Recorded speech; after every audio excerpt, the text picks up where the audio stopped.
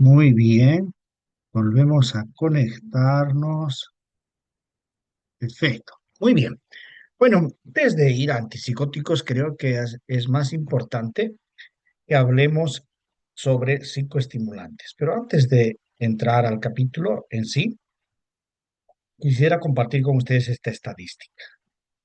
Este es el porcentaje de niños con TDAH en una muestra en una población de los Estados Unidos. Niños con TDAH que van a repetir al menos un año, casi el 50%, que no van a terminar la secundaria, uno de cada tres, uno de cada 10 serán expulsados. Niños con TDAH comparados con niños sin TDAH, en naranja TDAH, amarillo sin TDAH,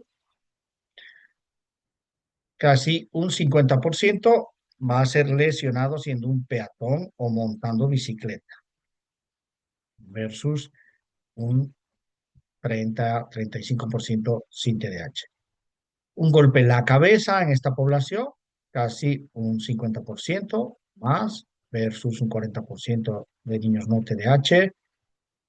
Nuevamente, vemos que es mayor la posibilidad de que tengan múltiples lesiones o que inclusive sean admitidos en unidades de cuidados intensivos, en terapia intensiva.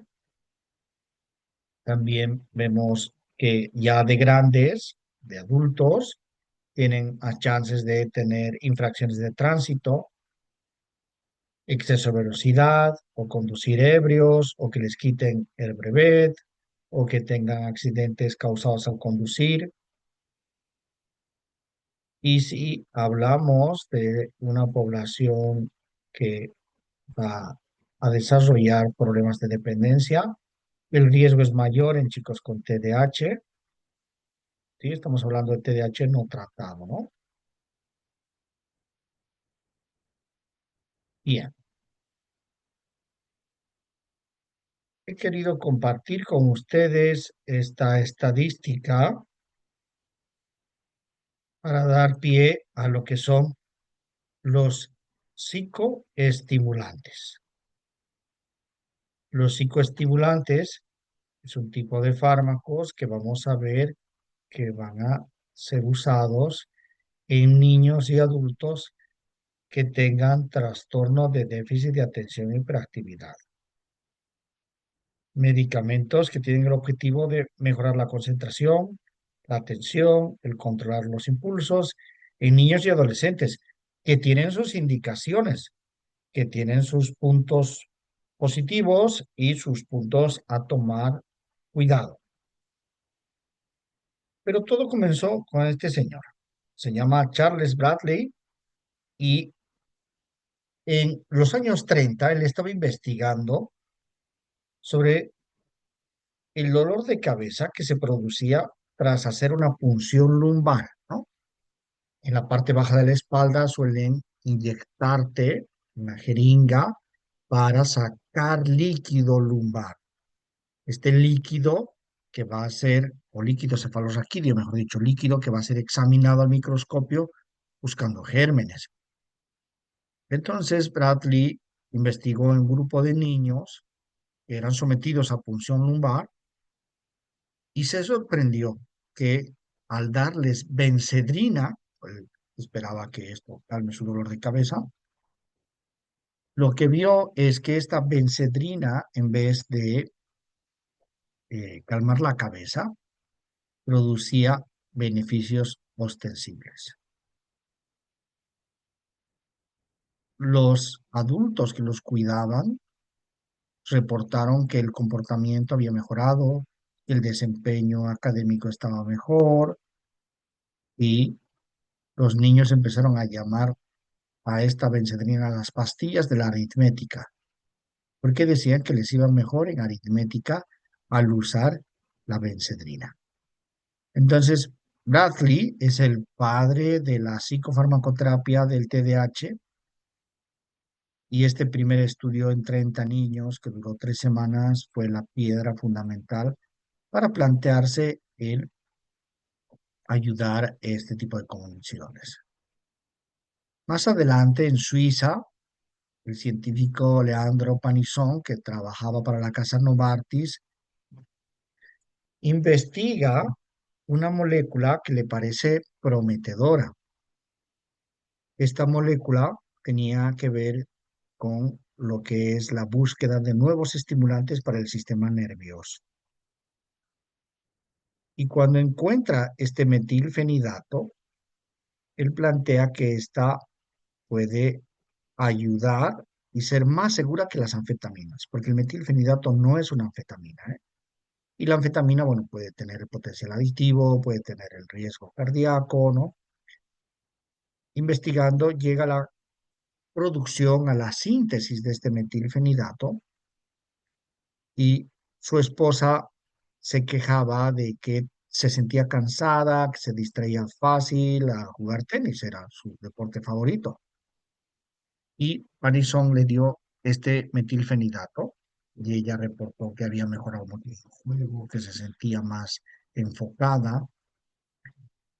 La señora se llamaba Rita. ¿Por qué hago mención a la esposa de Panizón? Porque este metilfenidato también es conocido por su nombre comercial Ritalina.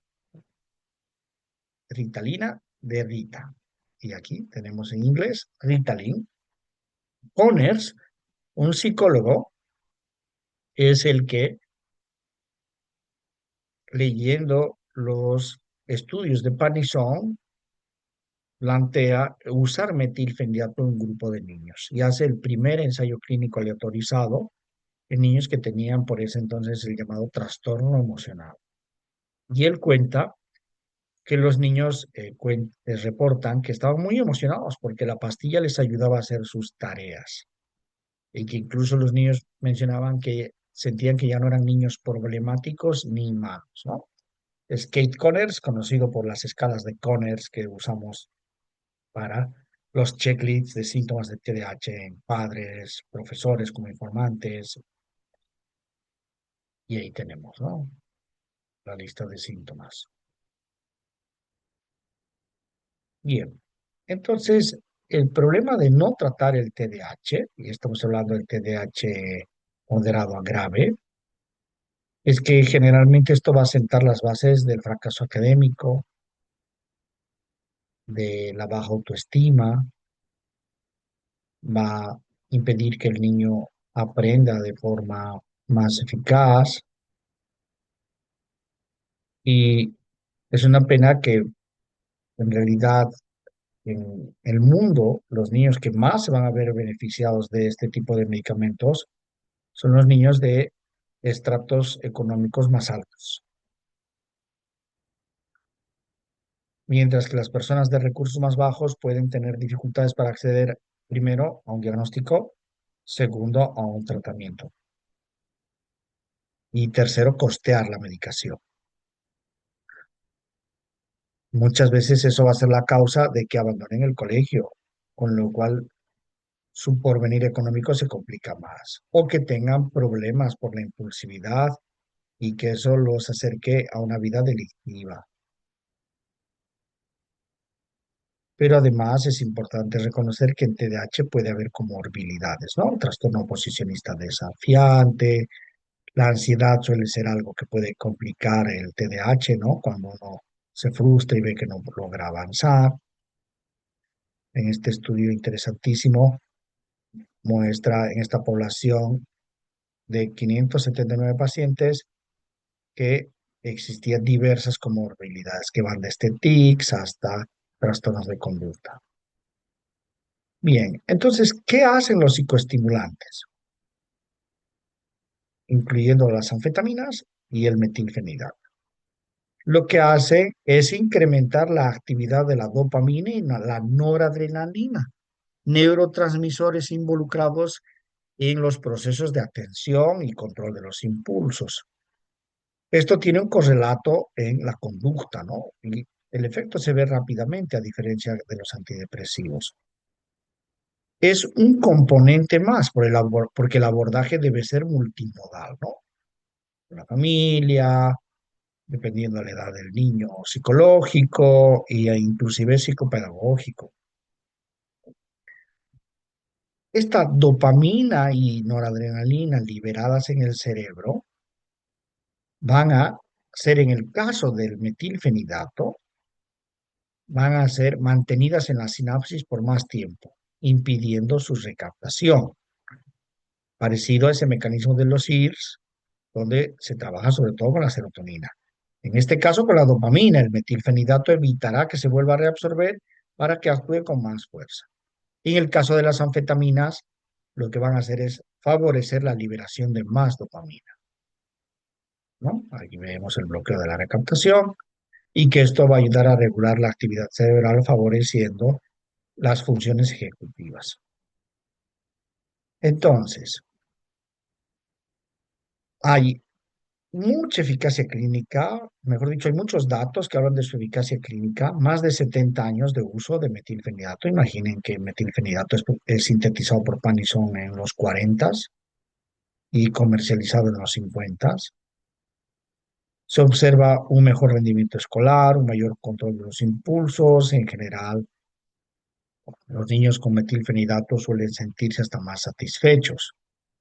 Aquí vemos el mecanismo con más detalle, ¿no? Dopamina, las esferas señaladas, almacenadas en las vesículas, se aproximan a la pared celular, son liberadas y miren lo que hace el metilfenidato. Bloquea la reentrada de dopamina, ¿no? Actúa sobre el transportador de dopamina, bloqueándolo, con lo cual la dopamina tendrá que quedarse más tiempo en la sinapsis, actuando más y más sobre los receptores de dopamina, con lo cual va a favorecer esta transmisión. Porque la teoría nos dice que habría una carestía de dopamina en estos niños. Recuerde que la dopamina nos motiva, por lo tanto, favorece el desarrollo de conductas. Al carecer de dopamina, pues fácilmente este niño se va a aburrir. Le van a gustar las cosas más intensas, entonces se va a meter en problemas, va a tomar más riesgos, va a ser más travieso. A veces, de pronto se tropiezan con los videojuegos y con los videojuegos están hiper enfocados. ¿Por qué? Porque en los videojuegos los estímulos vienen muy rápido, a tono con su atención volátil. Los estímulos son muy intensos. Entonces tienen más chance de desarrollar adicción a videojuegos, suelen quedarse enganchados en ello, mientras que la vida cotidiana puede ser realmente aburrida, rutinaria, monótona, lo cual no les permitirá mantener la atención el tiempo suficiente y por lo tanto favorecerá el aprendizaje. Recuerden que les decía Ritalin, ¿no? Ritalin o Ritalina, el nombre comercial en homenaje a Rita, es el metilfenidato simple de liberación inmediata. Este se tiene que tomar 2 a 3 veces al día. Antes había en Bolivia esta marca que se llama Aradix, la han retirado, que era el metilfenidato que duraba como unas 6 horas, a diferencia de este que dura unas 4 horas aproximadamente. Todavía está disponible este Neoaradix, es dexmetilfenidato. Es un metilfenidato, pero modificado. Según ellos, algunos fabricantes hicieron que se haga más eficaz y que tenga menos efectos secundarios. Pero habría que ver, ¿no? Habría que ver si realmente eso es así o que es más marketing que otra cosa. Pero por el momento es el único disponible en nuestro medio en las farmacias, aun cuando metilfenidato se puede encontrar, por ejemplo, a pedido, ¿no? Bien, no vamos a hablar más de Aradix porque ya no está disponible. Concerta es la modalidad disponible para que dure 12 horas. Entonces el niño no necesita tomar 2 o 3 veces al día, sino una sola vez. Concerta sería metilfenidato de liberación prolongada para duración 12 horas. De igual manera, Concerta se ha retirado del país, pero existe una marca parecida que es el Concif. ¿Ah? El principio implica que se va liberando esta cápsula poco a poco en el interior del organismo, por eso dura más tiempo. Y aquí está el mecanismo, ¿no? Mira, dicen que es como un cohete espacial, como esos cohetes antiguos que por pedacitos se iban separando. Por eso es bien importante no partir la cápsula. Partes la cápsula y la echas a perder. Puede ser un problema, ¿eh? Algunos niños no quieren tragar. Este es otro fármaco para el TDAH. Esta vez se trata de la Glixdexanfetamina. En nuestro medio se conoce como Samexit, es la marca local. En el exterior, la marca internacional es Vivance, Vivance. A diferencia del metilfenidato, la Glixdexanfetamina siempre fue de liberación prolongada, entonces toma una sola vez al día. Habría menos efectos secundarios a corto plazo, dura 12 horas. Esta sí es una anfetamina, tiene aprobación no solo para el TDAH, sino también para el trastorno de compulsión alimenticia, que es el comer sin parar y el responsable principal de la obesidad. Ahí tenemos sus diversas modalidades en Bolivia, Samexit. Entonces, parece que Samexit, pues no solamente bloquea la reabsorción de noradrenalina y dopamina, sino también favorece más liberación de dopamina y noradrenalina. Ahora, al ser de liberación prolongada, hay menos posibilidades de que haya adicción, porque el efecto no es rápido, no hay ese shot que suelen buscar los adictos.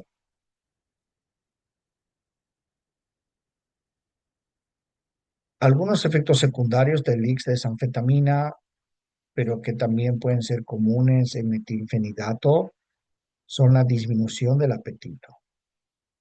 Si se tomase muy tarde, podría producir insomnio, dolores de cabeza. Algunas personas muy sensibles pueden sentirse irritables al inicio o quejarse de dolores cólicos, ¿no? El estómago, el intestino se contrae. En mi opinión, si le vas a dar medicación para el TDAH a alguien que ha tenido problemas de adicciones, estás corriendo riesgos innecesarios y que no se debería dar metilfenidato ni psicoestimulantes a alguien con antecedentes de adicciones, o peor si es adicto, ¿no? Porque va a encontrar la forma de utilizar de forma errónea. He conocido gente que incluso agarraba el comprimido, lo trituraba y lo aspiraba, ¿no? Para sentir ese shock, lo cual es peligrosísimo porque además de irritar la nariz, esa sobredosis que puede llegar al cerebro puede generar problemas de todo tipo. A ver, ¿qué ha pasado con esto?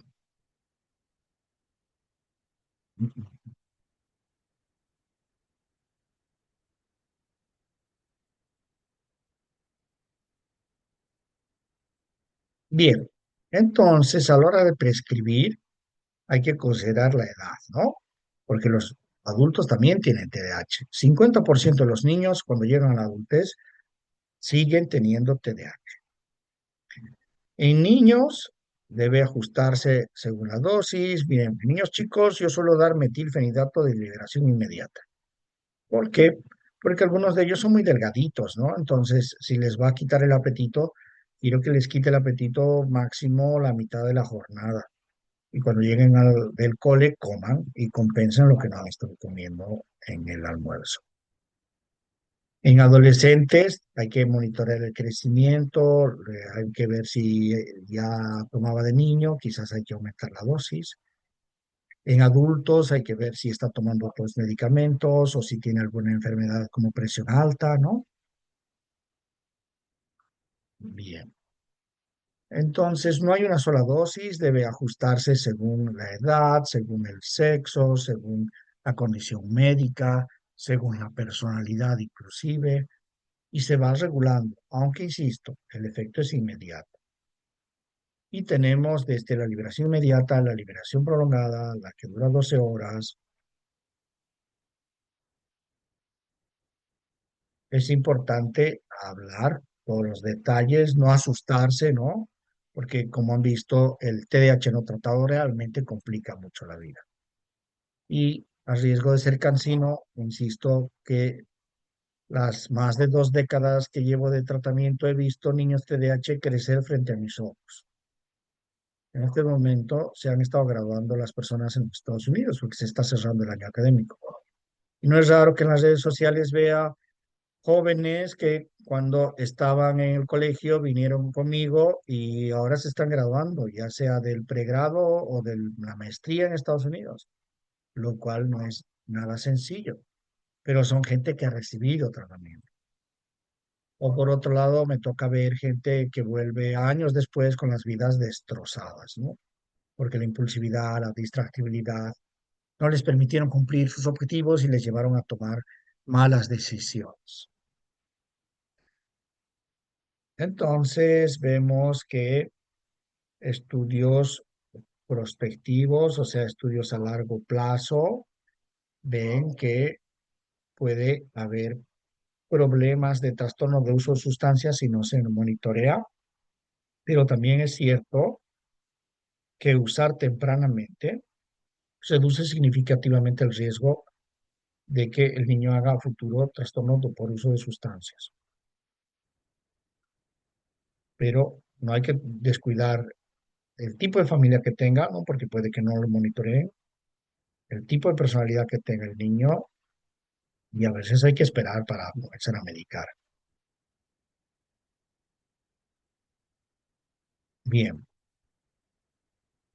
también vemos que los accidentes de tránsito, ¿eh? Me ha tocado ver más de un chico con problemas con la ley producto de la torpeza al manejar. Mi recomendación siempre será el uso de moléculas de liberación prolongada, a menos que el niño sea muy pequeñito y esté muy delgado, ¿no? Porque si usa de liberación prolongada, este efecto colateral frecuente, que es la falta de apetito, va a influir en su crecimiento porque va a nutrirse muy poquito.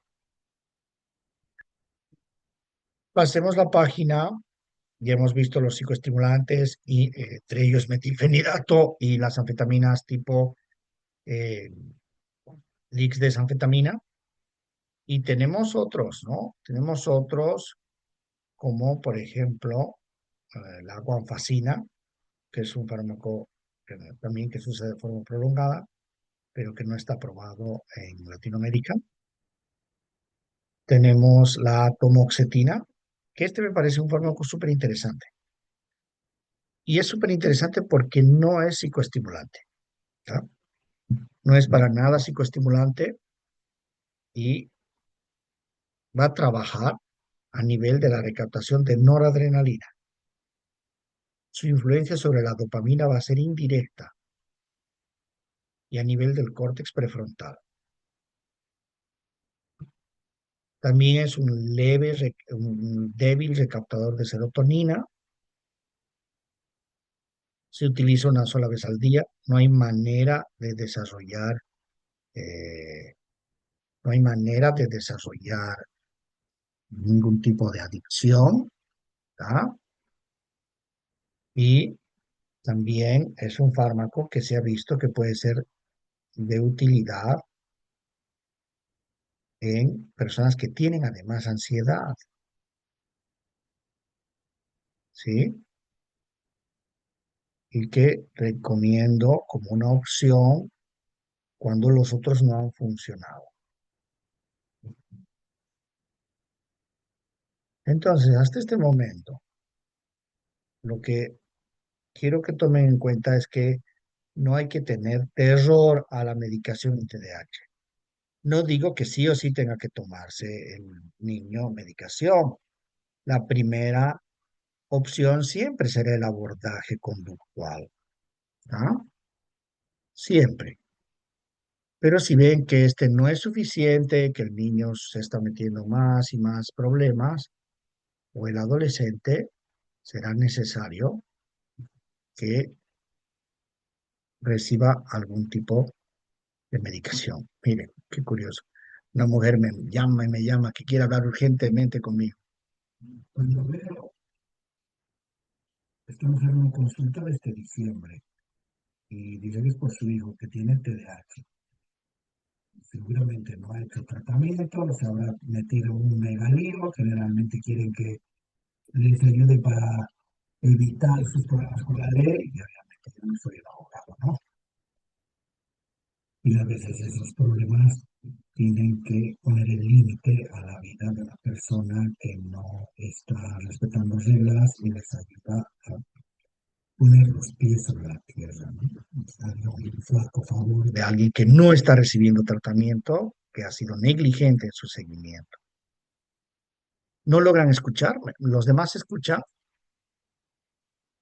No, ya Escu- volvió a escuchan, escucharse porque chicas. anteriormente se escuchaba bajito, pero ahorita ya se escucha bien, listen.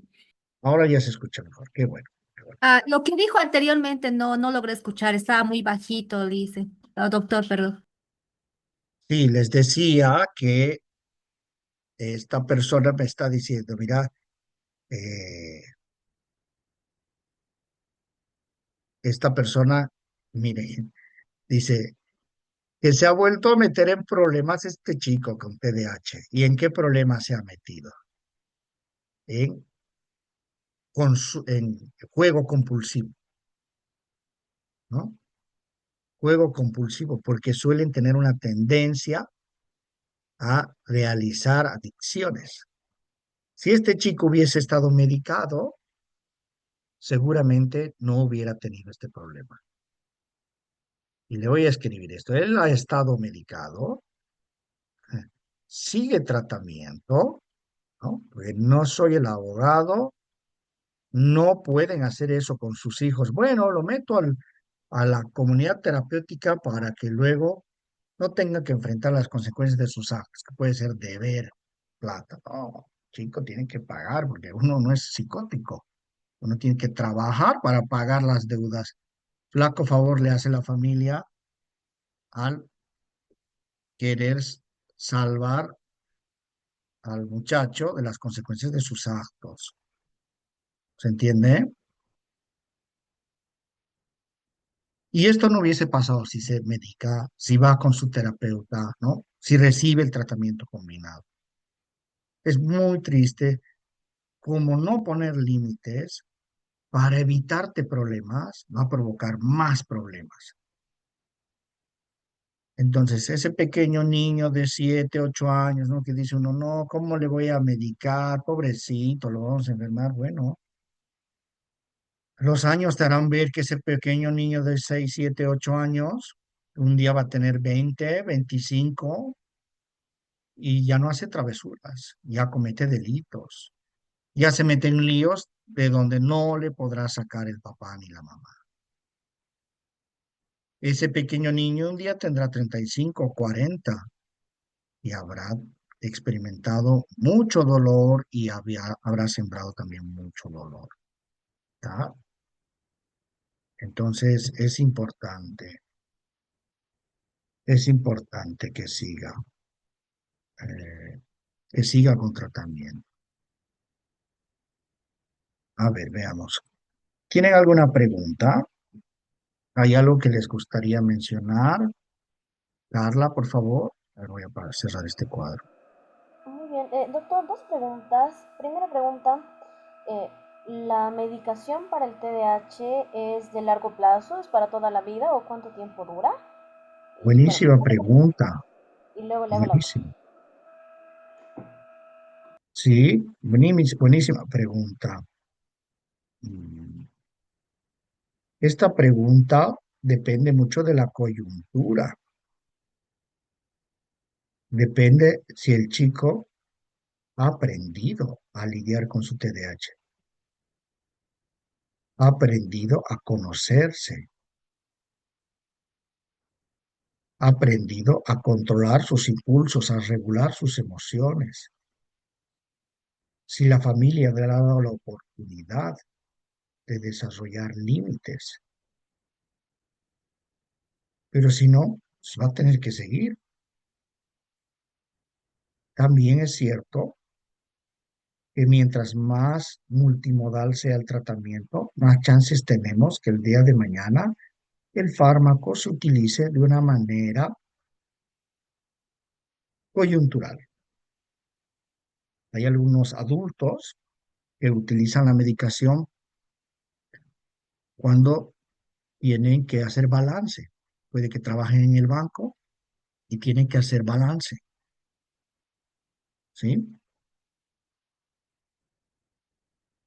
Hay otras situaciones en las que el joven puede que utilice la medicación en exámenes. Entonces, desde mi perspectiva, la medicación ayuda a que la persona tenga más autocontrol, a que se enfoque mejor, pero simultáneamente debe hacer otro tipo de intervención. En el caso psicopedagógico, aprender a ordenarse; en el caso psicológico, aprender a lidiar y tolerar la frustración, con lo cual a largo plazo el fármaco puede ser eh, accesorio. En el caso de los niños, la forma como yo suelo trabajar es que les hacemos un neuropsicológico una vez al año.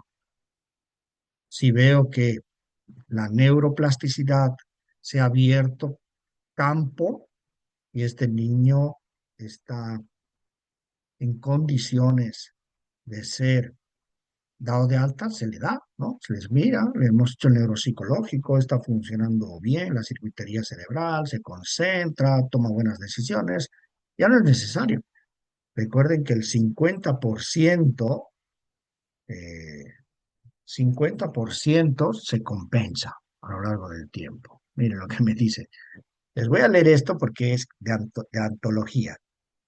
¿Por qué no vino a consulta? Le digo. Porque le creí que estaba bien. La verdad fue mi culpa creerle. Decía que estaba todo bien. Es más, hablé con el psicólogo y me dijo que lo veía mucho mejor. O sea que ni el psicólogo se dio cuenta que estaba otra vez en esto. ¿Qué les parece eso? ¿Qué piensan de eso?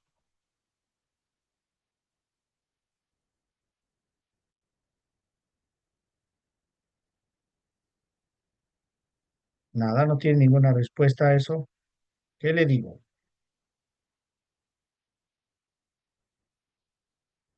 El TDAH es un problema complejo. Requiere de un abordaje multidisciplinario. Chicos con TDAH, jóvenes con TDAH pueden ser muy encantadores. A mí me encanta hablar con los niños TDAH, ¿eh?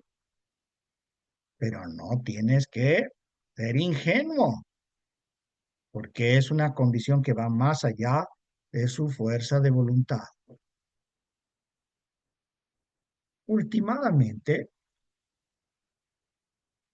buscamos que el muchacho de pronto aprenda a lidiar con esto o aprenda a aceptarse, ¿no? Imaginemos que él con su TDAH quiere hacer cosas que van más allá de lo que realmente puede hacer, se va a frustrar. Cuando de pronto puede ser el mejor en algo que le apasiona, que esa es otra condición, ¿no? Que haga lo que realmente le motive y probablemente lo va a hacer mejor que el resto. Hay gente súper inteligente como por ejemplo Justin Timberlake, este cantante, ¿no? Él tiene TDAH, tiene TOC y no solo fue un cantante muy exitoso, sino también un empresario.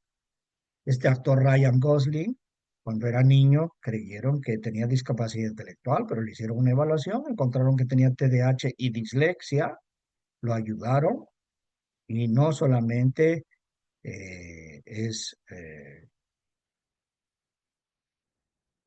exitoso como actor, sino también como inversor. Y es padre de familia, de una familia muy estable, que en Hollywood es bastante difícil. ¿Está? Bueno, ¿alguna otra pregunta? Carla, Doctor, Lucero. buen día, doctor. Este, yo justamente he trabajado con un caso medio, bueno, era complejo con el TDAH. Era un niño de 7 años justamente y la mamá hasta se rehusaba a darle gamalate, ¿no? ¿No? Gamalate creo que es bueno, es una vitamina que saben prescribir, pero incluso que es una vitamina, se rehusaba a darle porque decía que notaba muchos cambios, pero no sé ¿realmente es un cambio el gamalate? Es un medicamento que se da al inicio solamente o cómo complementa para dar después los demás medicamentos, como el Neuradix? Y Gamalate no tiene una indicación, ¿eh? No, no está aprobado para dar en TDAH. Entonces, no sé si la madre vería algo, pero no, igual, por más que le hubieras dado, no hubiese visto gran diferencia. La medicación aprobada es metilfenidato, es el gold estándar. ¿Se acuerdan del gold estándar en, en bipolaridad del litio? En este caso, el gold estándar es el metilfenidato. Si no funciona, ya se utiliza otras cosas. Pero siempre, siempre, siempre recordar que el remedio es muy importante, pero es solamente un componente más del abordaje multimodal. ¿Está bien? Pamela, Sí, doctor, ¿cómo está? Quería consultar, precisamente yo tengo un pacientito que tiene déficit atencional de tipo inatento. Ha ido con la neuropediatra y justamente le ha recetado ese jarabito, ese gamalate y le ha pedido que inicie terapia psicopedagógica. Entonces, no le está ujú, tratando el déficit atencional, si solo le está dando gamalate. Eso es una pregunta que tengo, porque el muchacho es evidente cómo se pierde cuando empieza a trabajar. Es un chico que tiene en razonamiento fluido un CI como de 130 o algo así, no recuerdo bien ahora. Es muy inteligente el muchacho. Entonces, 10 años tiene. Eso es una consulta que tengo. Otra, nosotros como psicólogos siempre hemos derivado al neurólogo. ¿Está bien que hagamos esa derivación o podemos mandar al psiquiatra? ¿En qué momento mandamos al psiquiatra? Y bueno, desde mi experiencia, siempre que yo he mandado al neurólogo, nunca he tenido esa retroalimentación del médico, ¿no? De lo que está trabajando y cómo yo tendría que trabajar, aunque muchas veces yo he pedido a partir del nexo con la familia que se haga esa conexión, pero bueno, no hay ese tipo de trabajo interdisciplinario, digamos. Y en algún caso, una mamá me decía que le han recetado, no sé qué, no me dijo qué medicamento, pero que el niño lo sentían como muy sedado, muy dopado, se sintieron muy mal ellos como papás de verlo así a su hijo y le dejaron de dar, ¿no? Solo estaba con medicación, este otro niño, y no hacía terapias psicopedagógicas, nada, o sea, solo estaba medicado. Y claro, ya estaba más tranquilo, pero ellos lo veían como que estaba ausente, muy cansado, muy sedado, se asustaron mucho, se deprimieron por verlo así a su hijo y le quitaron la medicación. bien, gracias. Es muy importante lo que mencionas, Pamela, muy del día a día. El gamalate no es un tratamiento de primera línea. Con primera línea debemos entender que para las diferentes condiciones existen grupos de primera línea que son los que tienen más evidencia física, mejor dicho, evidencia científica de efectividad y también de seguridad. De segunda línea cuando no funcionan los de primera línea. Ya tercera línea cuando ya, ni modo, tenemos que ya casi experimentar porque nada está funcionando. Entonces, al no ser de primera línea, no debería ser lo primero que se vaya a dar. Dos, no hay ninguna guía clínica, ninguna asociación que recomiende el uso de gamalate como un tratamiento. Existen estudios en etapas muy preliminares y sobre todo circunscritas a estudios en adultos con discapacidad intelectual leve, ni siquiera en niños, en adultos, ni siquiera con TDAH, sino con discapacidad intelectual leve. No hay datos robustos sobre su uso en niños o adolescentes o adultos sin discapacidad intelectual. Por lo tanto, lo que se ha hecho es un uso experimental que no sustituye a tratamientos establecidos. Ahora, la pregunta del neurólogo o neuropediatra, ¿qué te digo yo? No sé, yo tengo mis dudas, ¿eh? Cuando a los neurólogos les gusta mucho tratar el TDAH, yo digo, el TDAH no es solamente un cerebro con patas, ¿eh?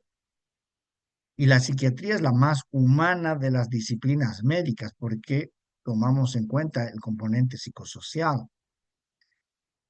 Por ende, yo creo que el mejor referente es el psiquiatra que esté entrenado en este tipo de condiciones.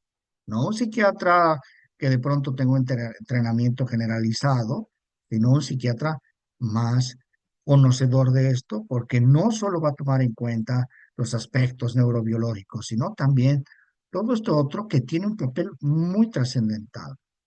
¿Dónde estás, Pamela? ¿Dónde vives? En Cochabamba, estoy en Cochabamba y justamente estaba preguntando, ¿y dónde contacto a estos psiquiatras? Es que es bien complejo.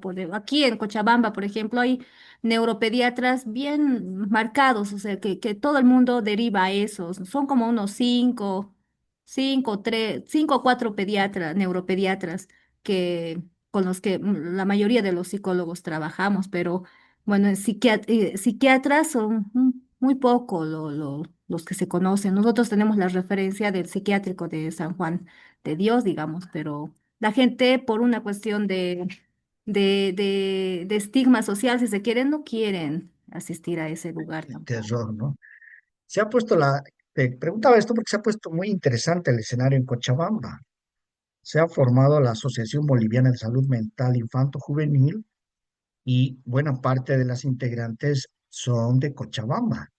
Son psiquiatras que han hecho una maestría en psiquiatría infantil y ya son varias, ¿eh? Varias. Probablemente la mayor cantidad de psiquiatras entrenados en psiquiatría infantil estén en Cochabamba. No les doy nombres, pero si quieren me escriben y puedo darles los datos de la Asociación Boliviana de Salud Mental Infanto Juvenil y pueden consultar ahí si quieren referentes. Pero está bien interesante la situación en Cochabamba. Carla, Lisbeth, Ay, doctor, rápido, una pregunta más.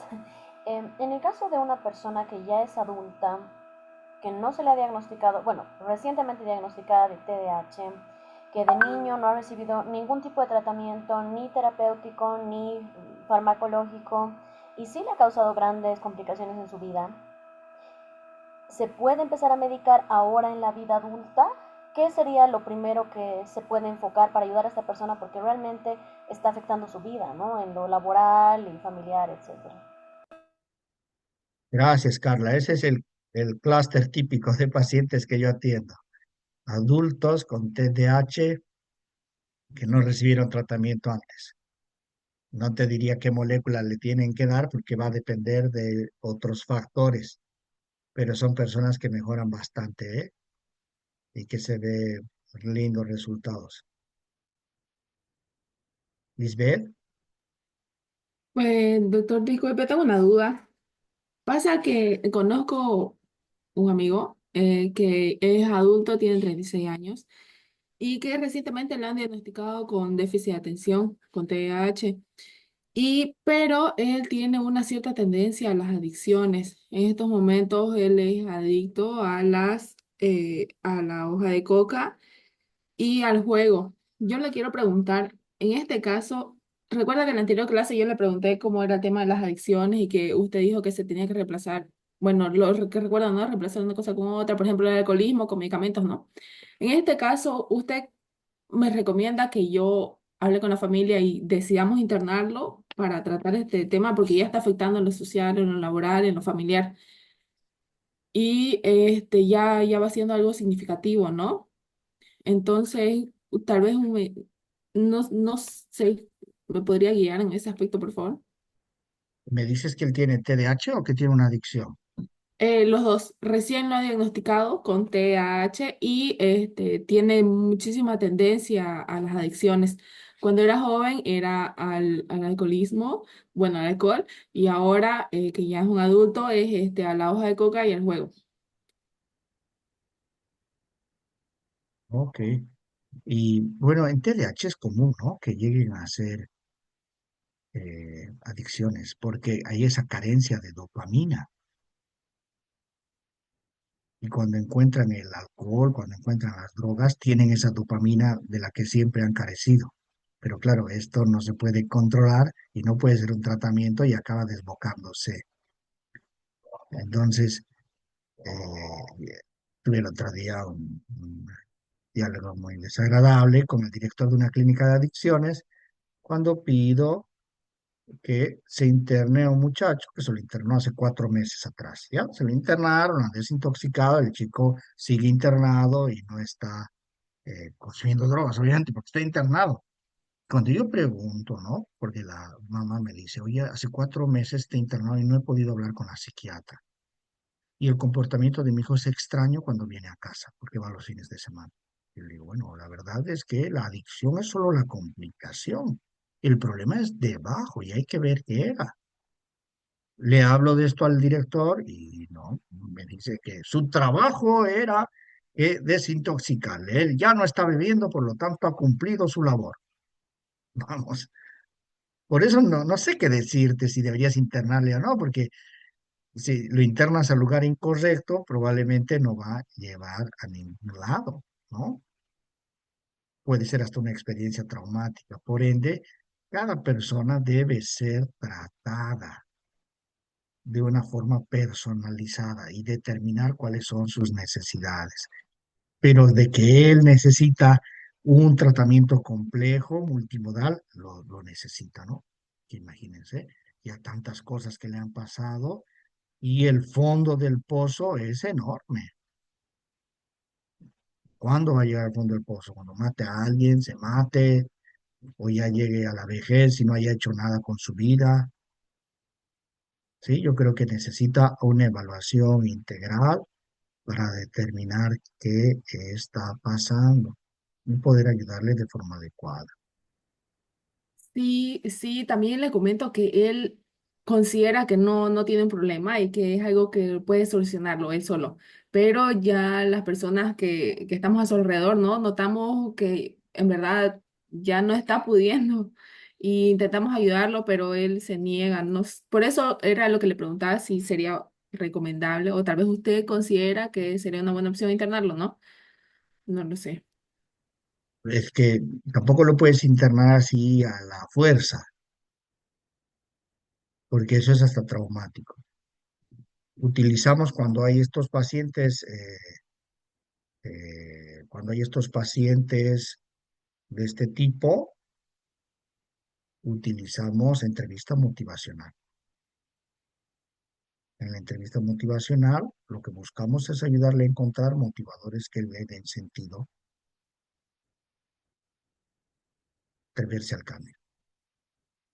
Ah, o sea, uno no puede, entre comillas, obligarlos a internarlos. Yo consideraba, estoy mal, obviamente, que si ya vemos que en verdad la situación se va saliendo de sus manos, que sería la mejor opción, ¿no? Llevarlo a un centro para poder internarlo, ¿no? Pero no, Eso no. se hace, ¿eh? Nuestro medio se hace, pero es Ujú. ilegal. Mm. Es ilegal y a menudo, mientras esté encerrado, no va a consumir. Pero si no has trabajado sobre las bases, en cuanto salga, volverá a hacerlo. Esto lo vemos mucho en estos centros religiosos, donde de pronto están 1 año, 2 años, y antes de 3 semanas están consumiendo nuevamente. ¿Eh? Porque no han cambiado nada, no han hecho nada por debajo. Vamos a ver si nos alcanza el tiempo para que les explique qué es lo que pasa con el alcohol, que es la única adicción que tiene un tratamiento farmacológico eh, apropiado, ¿no? O mejor dicho, aprobado. ¿Entiende? Vamos con la psicosis, a repasar un poquito, ¿no? Entonces, lo que tenemos que en psicosis existe también un desequilibrio a nivel de neurotransmisores. No digo que esa sea la causa, sino que se ha evidenciado la existencia de alteraciones a nivel de, sobre todo, las monoaminas, como dopamina o serotonina, pero también noradrenalina. Mejor dicho, también glutamato. A ver, vamos a ver. Todo esto parte tras la observación de las personas que usando sustancias psicoactivas como drogas, como alucinógenos, empiezan a psicotizarse y a tener alucinaciones. ¿Se les ocurre alguna sustancia?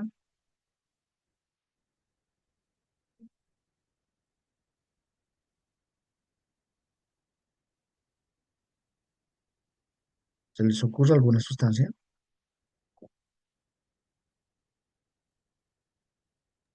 LSD o no sé qué se llama, hay una droga que ellos consumen. Muy bien, el ácido lisérgico, que va a ser derivado de lo que se verá como sustancias alucinógenas, ¿no? Hay algunas sustancias como los hongos, ¿no? Los hongos pueden producir alucinaciones. ¿Conocen el floripondio? Sí, es una plantita. Aquí a la esquina de mi casa hay floripondio.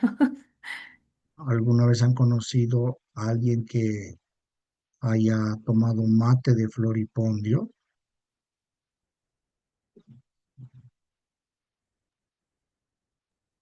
Yo tenía No. un amigo cuando era joven, se quedó ciego por 2 días y también sufrió alucinaciones. Entonces, al ver eso, lo que hicieron los científicos es investigar qué estaba pasando en estas personas, ¿no? Y ahí dijeron, lo que está pasando es que está habiendo un exceso de dopamina. Al usar estas sustancias naturales, como por ejemplo los hongos, liberan mucha dopamina. ¿Y quiénes también tienen alucinaciones? Ah, también tienen los psicóticos. Entonces es posible que los psicóticos, su cuerpo naturalmente genera mucha dopamina y por eso alucinan. Y ahí plantean la hipótesis dopaminérgica de la psicosis. Y luego otras sustancias como la cocaína, las anfetaminas, la L-Dopa, que son remedio para el Parkinson, incrementan la dopamina y el sujeto puede tener síntomas parecidos a la psicosis, como alucinaciones y todo eso, ¿no? Entonces dicen, debe haber un circuito dopaminérgico entre el área tegmental ventral y el núcleo accumbens, donde está incrementada esta actividad, pero también había otros circuitos, no solamente el que iba del área tegmental ventral a la accumbens, sino también a la corteza cerebral, ¿no? A la córtex prefrontal o al sistema límbico. Y estas son vías dopaminérgicas. Estas vías dopaminérgicas lo que van a hacer es secretar dopamina, pero la dopamina no es uniforme para todos, ¿entienden? ¿Qué quiero decir? Que su efecto no es uniforme, depende mucho de en qué región del cerebro se va a producir. Y la neurociencia nos muestra que cuando la vía mesolímbica, tenemos en verde, está alterada, se van a producir los síntomas positivos de la esquizofrenia. ¿Cuáles son? Alucinaciones, delirios, conducta extraña. Cuando la vía mesocortical está afectada, en vez de haber mucha dopamina como hay en la vía mesolímbica, en la vía mesocortical hay poca dopamina y se va a producir apatía, anedonia, astenia, dinamia, ¿no? Aplanamiento afectivo. Mientras que en la vía nigroestrada, lo que vamos a ver es que si se altera esa dopamina, va a empezar a haber efectos extrapiramidales, que quieren decir temblores, rigidez muscular.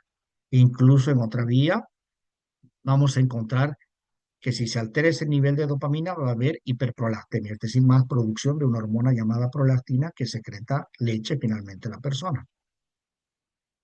¿Qué repercusión tiene esto? Ustedes imaginen que yo doy un fármaco para que incremente la dopamina, mejor dicho, para que disminuya la dopamina. Bienvenido su efecto a nivel de la vía mesolímbica, con lo cual se darán las alucinaciones, delirios. Pero en la vía mesocortical faltaba dopamina, con lo cual empeoró los síntomas negativos. En la vía tuberoinfundibular no había problemas de la dopamina. Entonces voy a generar problemas que van a traducirse en efectos secundarios. ¿Tá? Aquí vemos con más detalle nuestra vía mesolímbica y los síntomas positivos. nuestra vía mesocortical y los síntomas negativos y cognitivos, nigroestriada, donde se va a ver afectada la musculatura, y la tuberoinfundibular, que tiene que ver con la liberación de prolactina.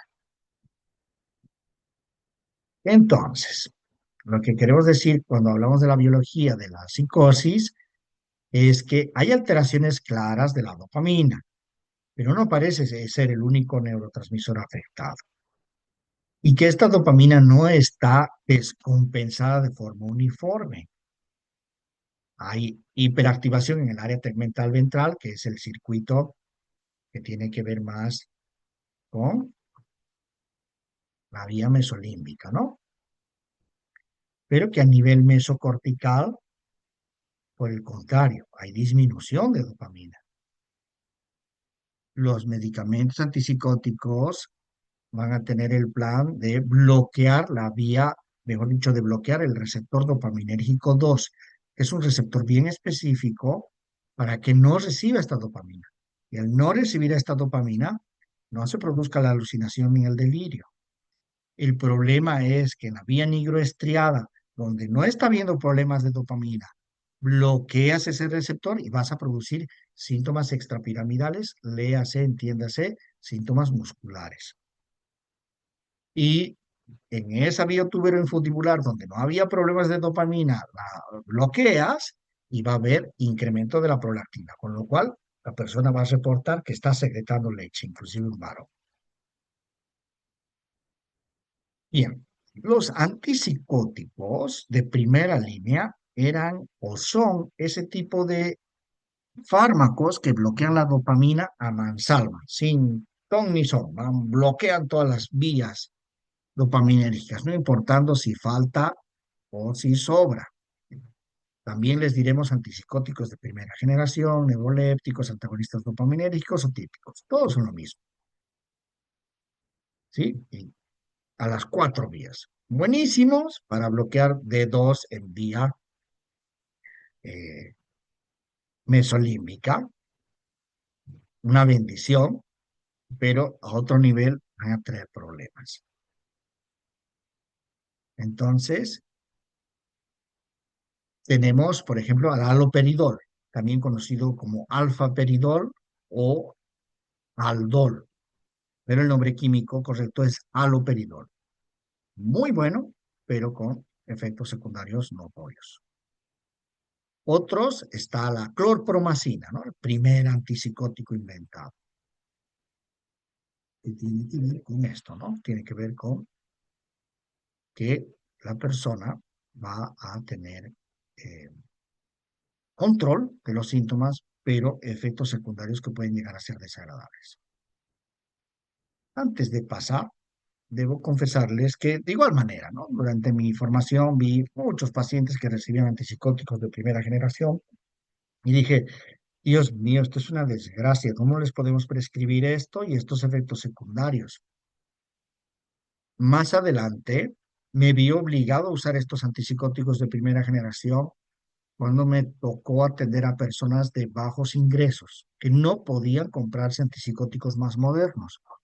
Y lo que descubrí es que había un grupo de estas personas que no tenían ningún efecto secundario, que el antipsicótico antiguo les ayudó un montón y que no tenían estas alteraciones de prolactina, de extrapiramidales o de síntomas negativos.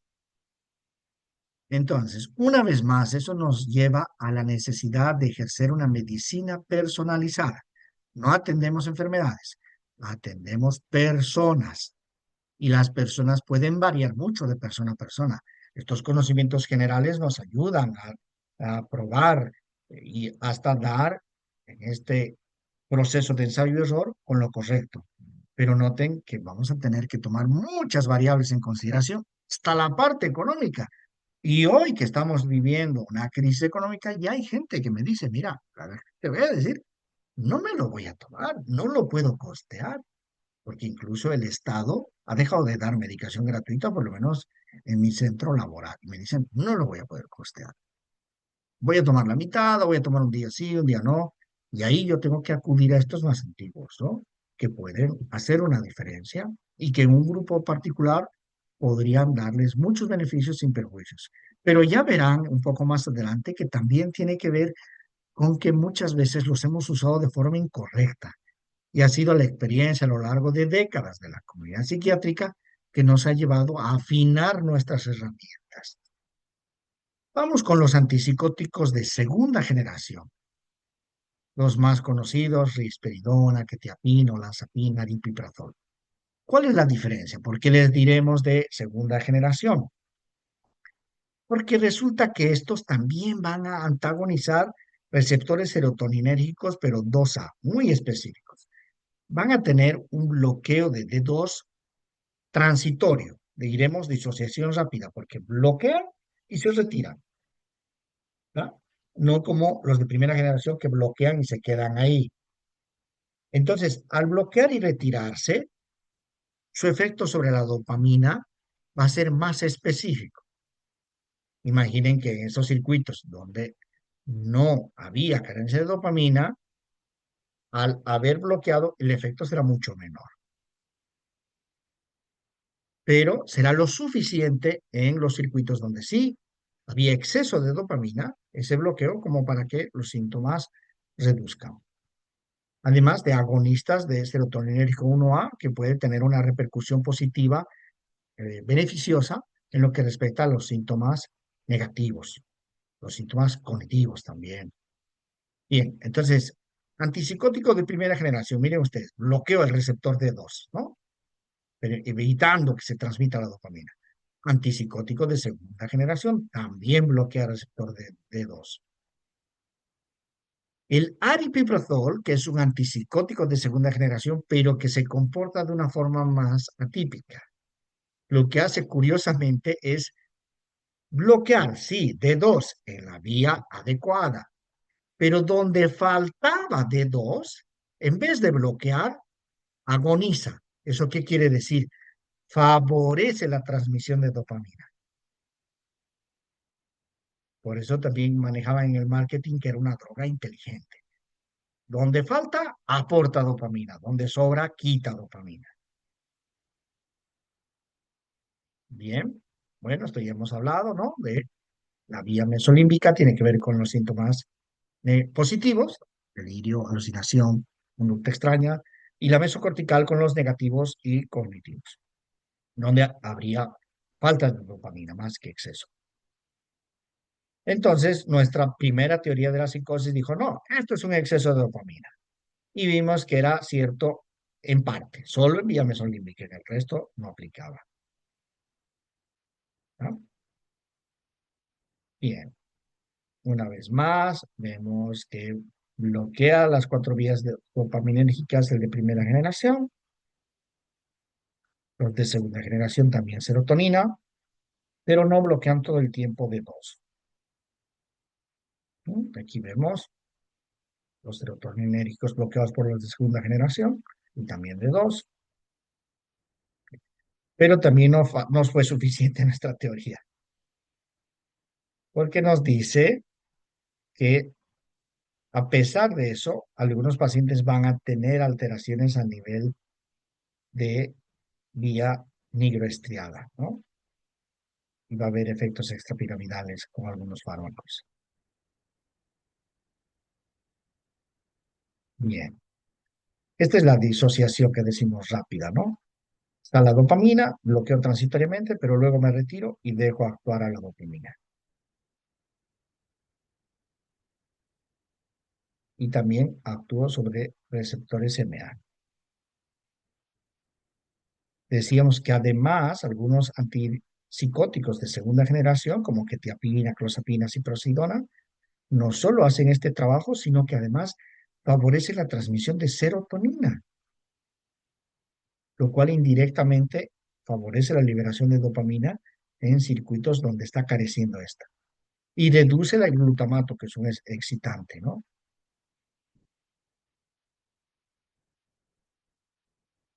Bien. Esto es lo que les decía que aprendimos. Cuando comenzamos a usar aloperidol como cuerpo médico, Dijimos, Miechi, tenemos que dar las dosis más altas posibles para que se vayan estas alucinaciones. Y ahí empezamos a ver sujetos que, miren, el pobre hombre está cabizbajo porque todos sus músculos están contraídos y está temblando, porque ahí ese bloqueo exagerado está alterando inclusive la capacidad del organismo de regular los movimientos.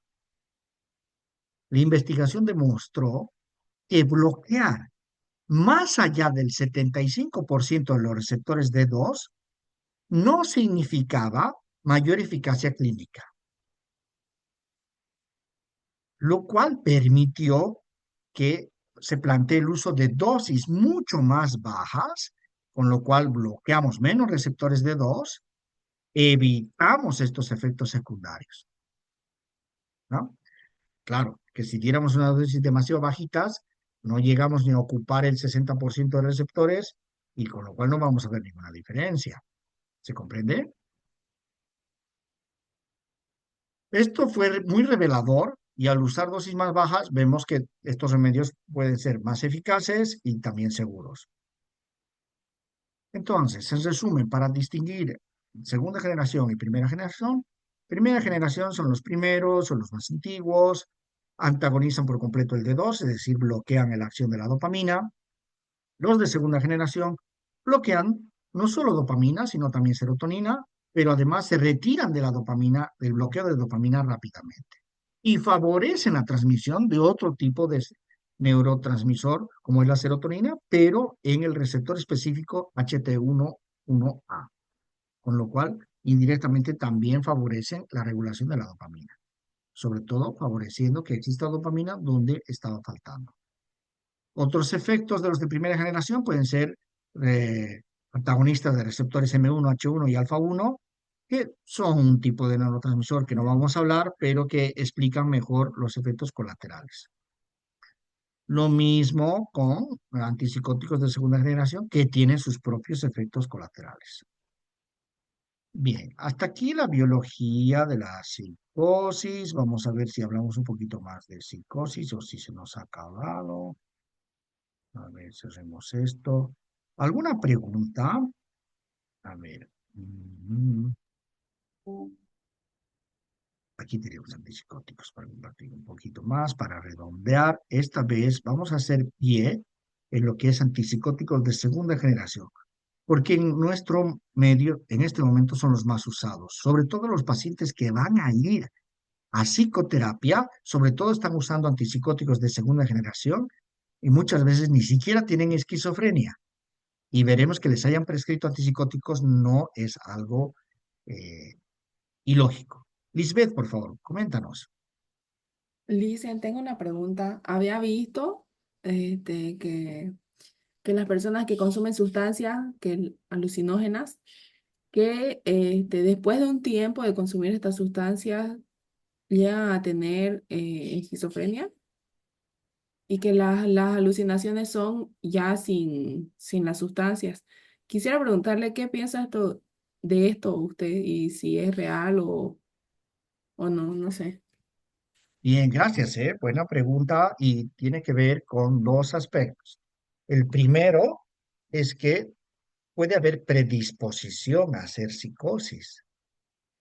Puede que tengas genes para esquizofrenia que nunca se van a manifestar, que nunca vas a hacer esquizofrenia porque tu organismo ha logrado bloquearlos. Pero resulta que el señorito se le ocurrió utilizar cannabis, marihuana a los 13 años, diciendo, no, no pasa nada, lo usan y es legal, ¿no? Y el pobre muchacho acaba de despertar a sus genes de esquizofrenia. Entonces, abrió la caja de Pandora, salieron los demonios y ahora ve tú a ver quién mete nuevamente a los demonios dentro de la caja. El uso temprano de drogas favorece el desarrollo de psicosis y muchas veces hay, como les digo, carga genética.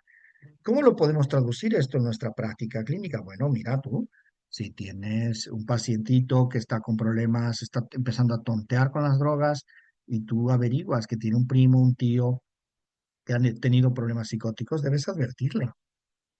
Oye, tú puedes acabar enfermándote de esto por el uso de sustancias. a veces en etapas muy tempranas es santo remedio y ya se corrigen.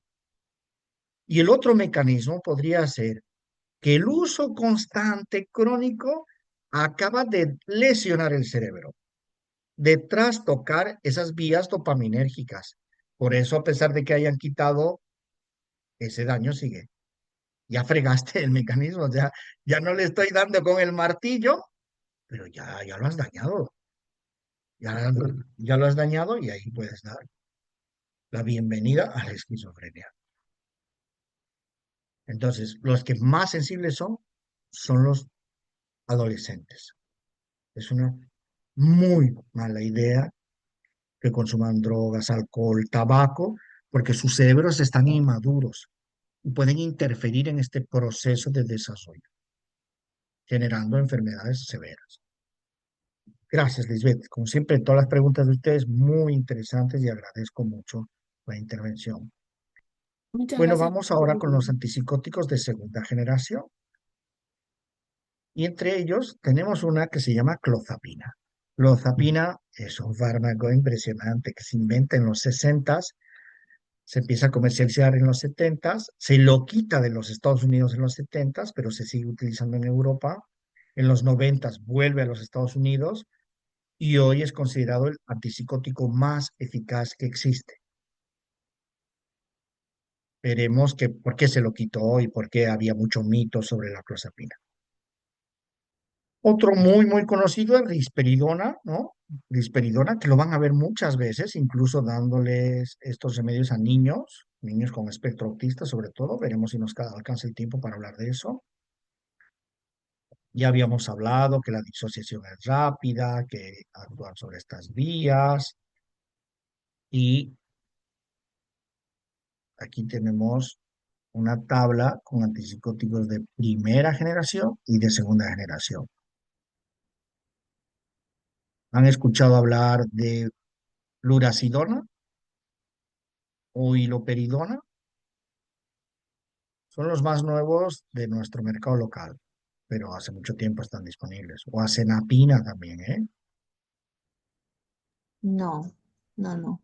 Gases lucero. Hay otros, por ejemplo, como el brexiprazol, que también son más nuevos, que son una mejoría del aripiprazol.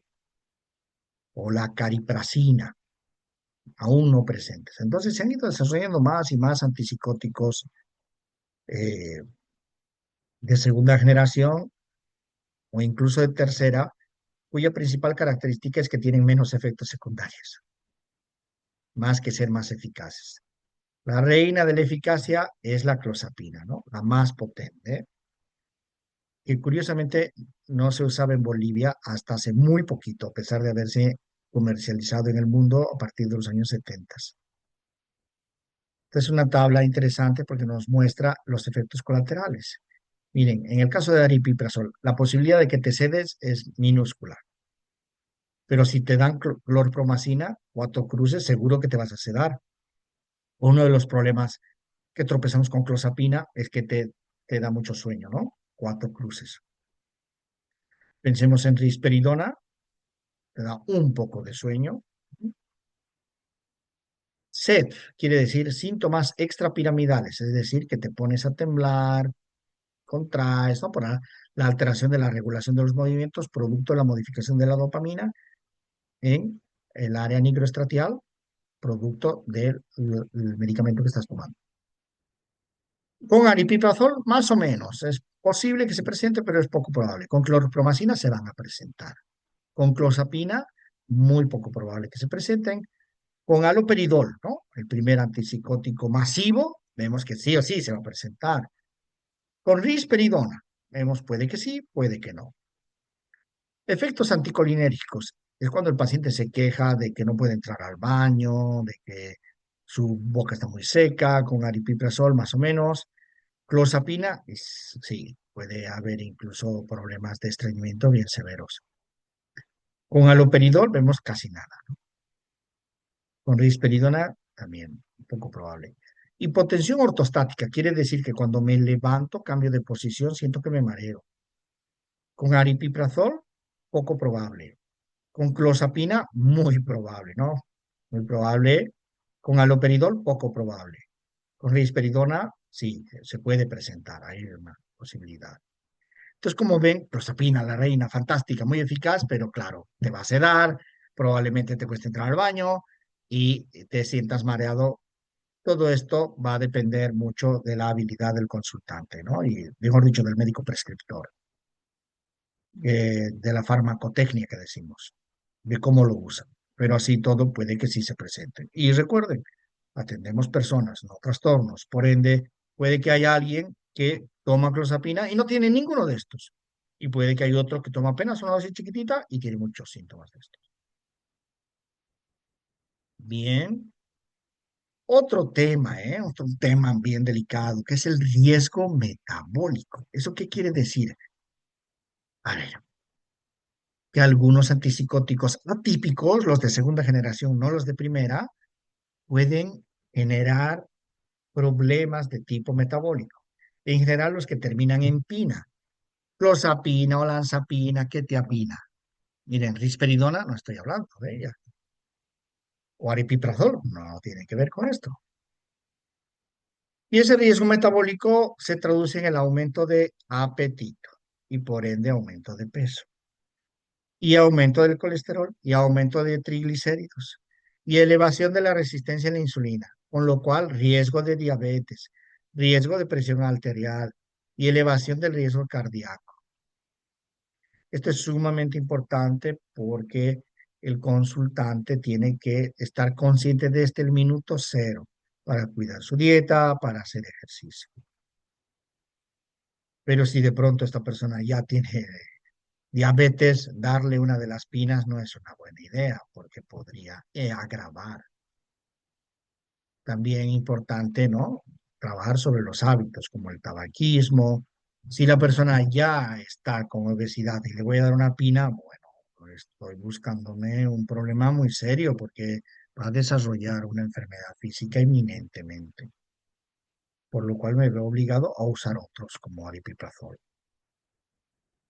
Digo esto porque a veces, cuando el médico se maneja las cosas de forma muy frívola, puede no pensar en todo esto que tiene, y como psicólogas lo saben, un componente muy importante a la hora de la satisfacción vital. Obviamente nadie quiere estar obeso, ¿no? Nadie es feliz estando obeso. Y si podemos evitarlo o podemos estar conscientes de los riesgos antes que eso pase, mucho mejor. Y quizás la psicóloga sea la que le diga, oye, bueno, yo te conozco ya 2 añitos y sé que te ha costado un montón bajar de peso y te acaban de recetar olanzapina. Quiero que sepas que hay este riesgo, pero no lo dejes de tomar. Habla con tu médico, explícale. Puede que él te acaba de conocer y te ve delgada y ni se imagina que pesabas 20 kilos más. Háblale porque esto podría descompensar. Y si te dice que no hay de otra, bueno, hay que seguir con la rutina de ejercicio como de lugar. Bien, a ver, hemos dicho que el problema físico, bien, bien. Sí nos va a dar entonces para que veamos el uso de antipsicóticos en espectro autista.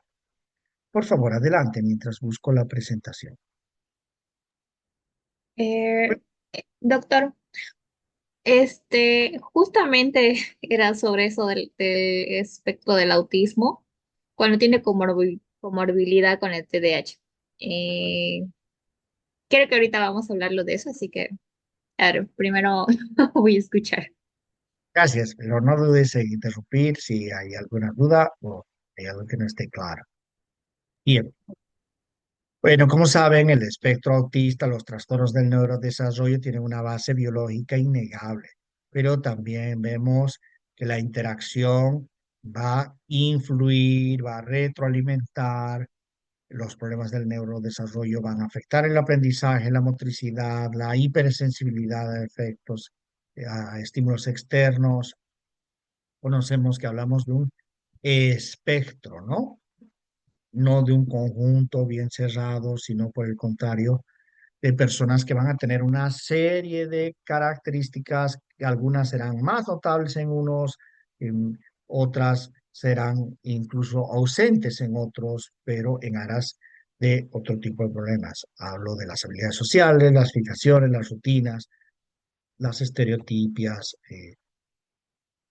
Y si hay pacientes únicos, son los chicos con espectro autista, ¿eh? ¿Cómo pueden variar de niño a niño, de adolescente a adolescente o de adulto a adulto? Por lo tanto, el tratamiento debe ser al detalle, al talle correcto.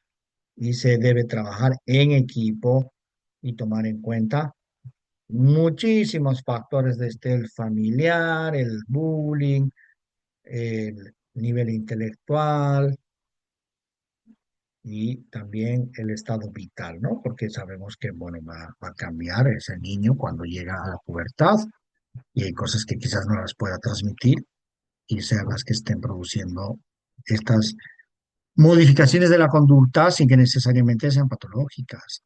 Pero además tenemos la comorbilidad, ¿no? Puede haber niños con espectro autista y epilepsia, niños con hipotiroidismo, con problemas del sueño obstructivo, ¿no? Es la disnea, o la apnea, mejor dicho, o que pueden tener anemia, algunos con espectro autista muy severo, pueden tener hasta problemas para comer y tener deficiencias nutricionales, o con una discapacidad intelectual severa, incapacidad hasta para transmitir el dolor que pueden estar sintiendo por una odontalgia, un dolor de dientes.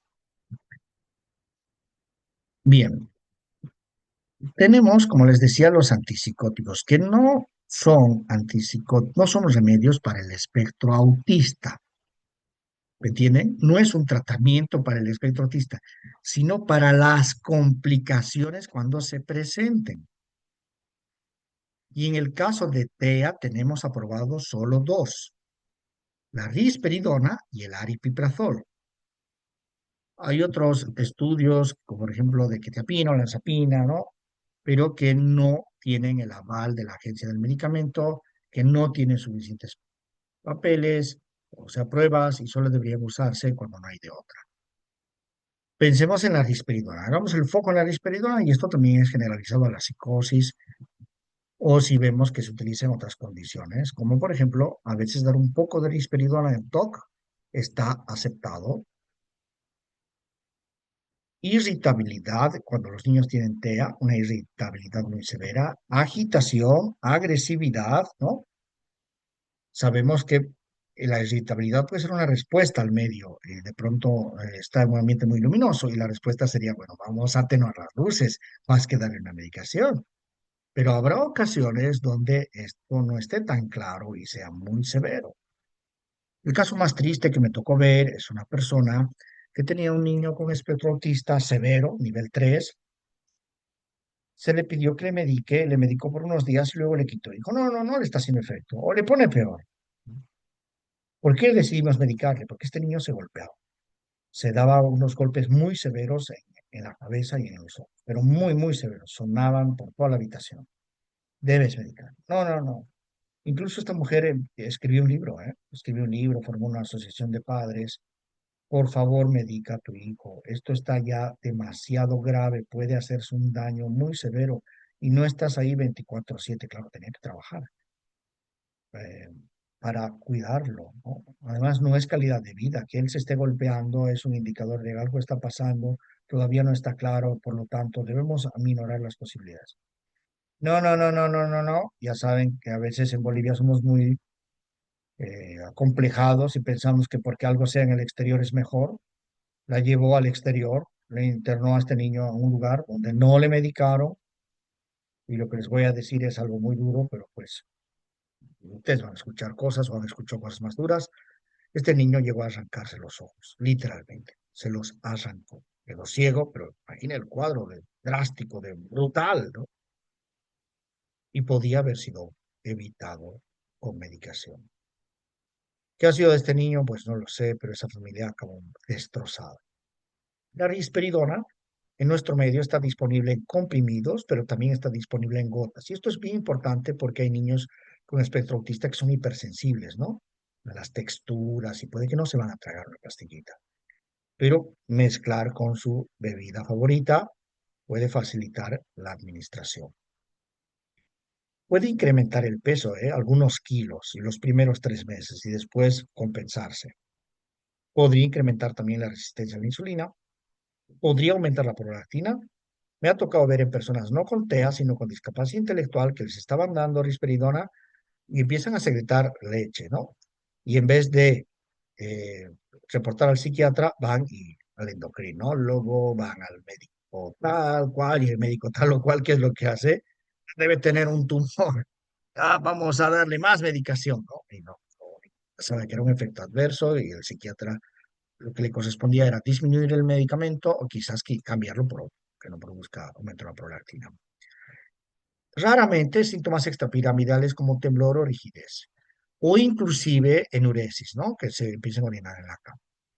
Lo más común sería somnolencia, para eso mejor dar en la noche, aumento de peso, para eso pues ir regulando poco a poco, hacer cambios en la alimentación. Bien, usamos dosis muy bajitas en espectro autista y se ha visto buena eficacia en disminuir irritabilidad y conducta agresiva. Aunque una vez más, hay que recordar que el tratamiento por definición de espectro autista es el tratamiento conductual y será el análisis de conducta que nos ayuda a entender por qué se está dando esa conducta, esa respuesta. Pero en el interín es posible que tengamos que utilizar esto para evitar desgracias, como un complemento. Aripiprazol. Aripiprazol también ha sido aprobado para los trastornos de la conducta en TEA, viene en diversas dosis. En nuestro país también se puede encontrar en formato líquido, pero es más difícil de encontrar. Igual, sedación, pero en menor medida. Incluso he visto gente que toma esto y les da insomnio, entonces mejor toman en la mañana. Puede haber algunos efectos gastrointestinales, como un poco de dolor de estómago. Es mucho más difícil que haya aumento de peso, pero sí es más posible que exista algún problema extrapiramidal como temblor o rigidez.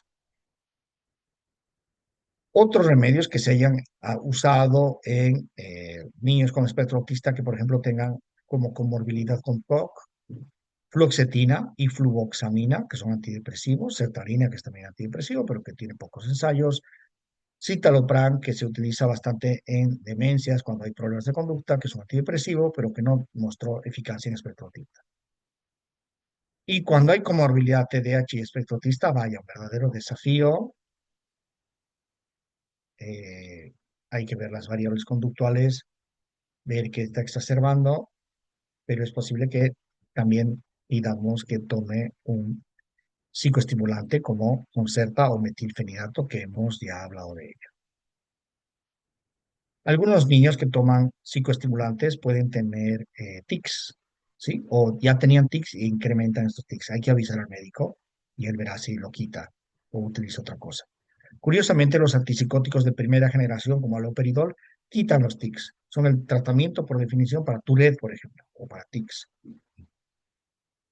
Bien, bueno, cuando hablamos de discapacidad intelectual, igual no se medica, ¿no? Salvo que haya alteraciones conductuales que no hayan podido ser tratadas eficazmente por las otras intervenciones. Bueno, esto ya hemos visto. Otro tipo de trastornos del desarrollo. Bien. ¿Alguna pregunta sobre el uso de antipsicóticos o psicoestimulantes en espectro autista? Ahora sí, dice, doctor. Oh, Este, justamente igual hay casos que, bueno, mayormente me ha tocado con niños que han tenido comorbilidad con TEA y TDAH, ¿ya? El primer paso, bueno, priorizan, ¿no? Priorizamos un diagnóstico y lo mismo hizo la neuro y le recetó la raspiridona. Sin embargo, no vimos tantos cambios los primeros días porque parte de su conducta creo que era más del TDAH.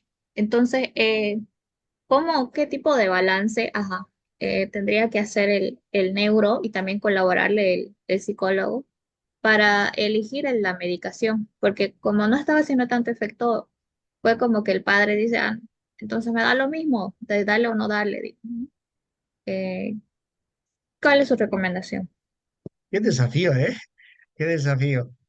Decir, ¿no? Este síntoma está siendo causado por algo ambiental, está causado por el TDAH o el espectro autista. ¿Qué hacemos?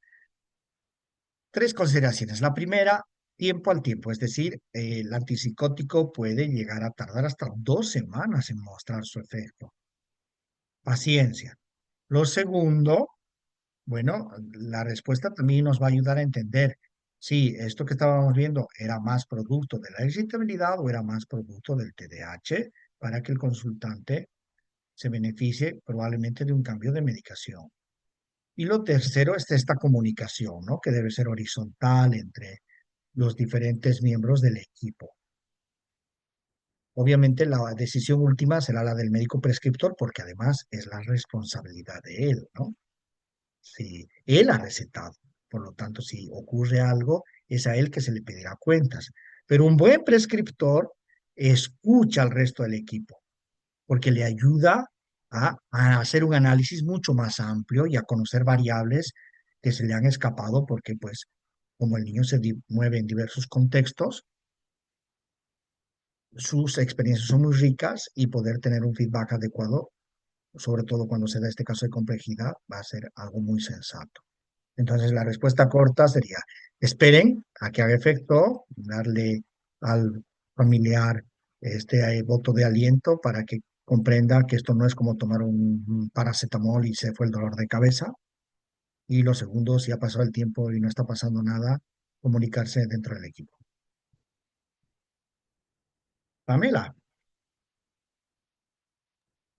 Doctor, nuevamente mi consulta. Entonces, en estos casos, por ejemplo, de niños que se ponen en una situación agresiva o son muy hipersensibles, etcétera, lo idóneo sería derivarlos al psiquiatra. unir al equipo a un psiquiatra, ¿sí? Pedirle al psiquiatra su opinión de si esto se debe medicar. Mejor que sea un psiquiatra con entrenamiento en niños. En algunos contextos te dirán, no, mejor el neuropediatra. Bueno, no te voy a discutir, porque también hay de neuropediatras a neuropediatras. Sí, habrá algunos neuropediatras que tienen la cabeza bien puesta sobre la cabeza, la cabeza bien puesta sobre los hombros y también van a considerar la parte humana y no solamente vamos a medicar por medicar. ¿Ah? Entonces, si hay irritabilidad, mi consejo es, búscate sobre todo desde mi perspectiva, esto no debe ser entendido como sí o sí debe ser así, desde mi perspectiva, un psiquiatra con entrenamiento en niños. Y la situación ha cambiado mucho en Bolivia en los últimos 5 años. Y hay varios psiquiatras con entrenamiento en niños.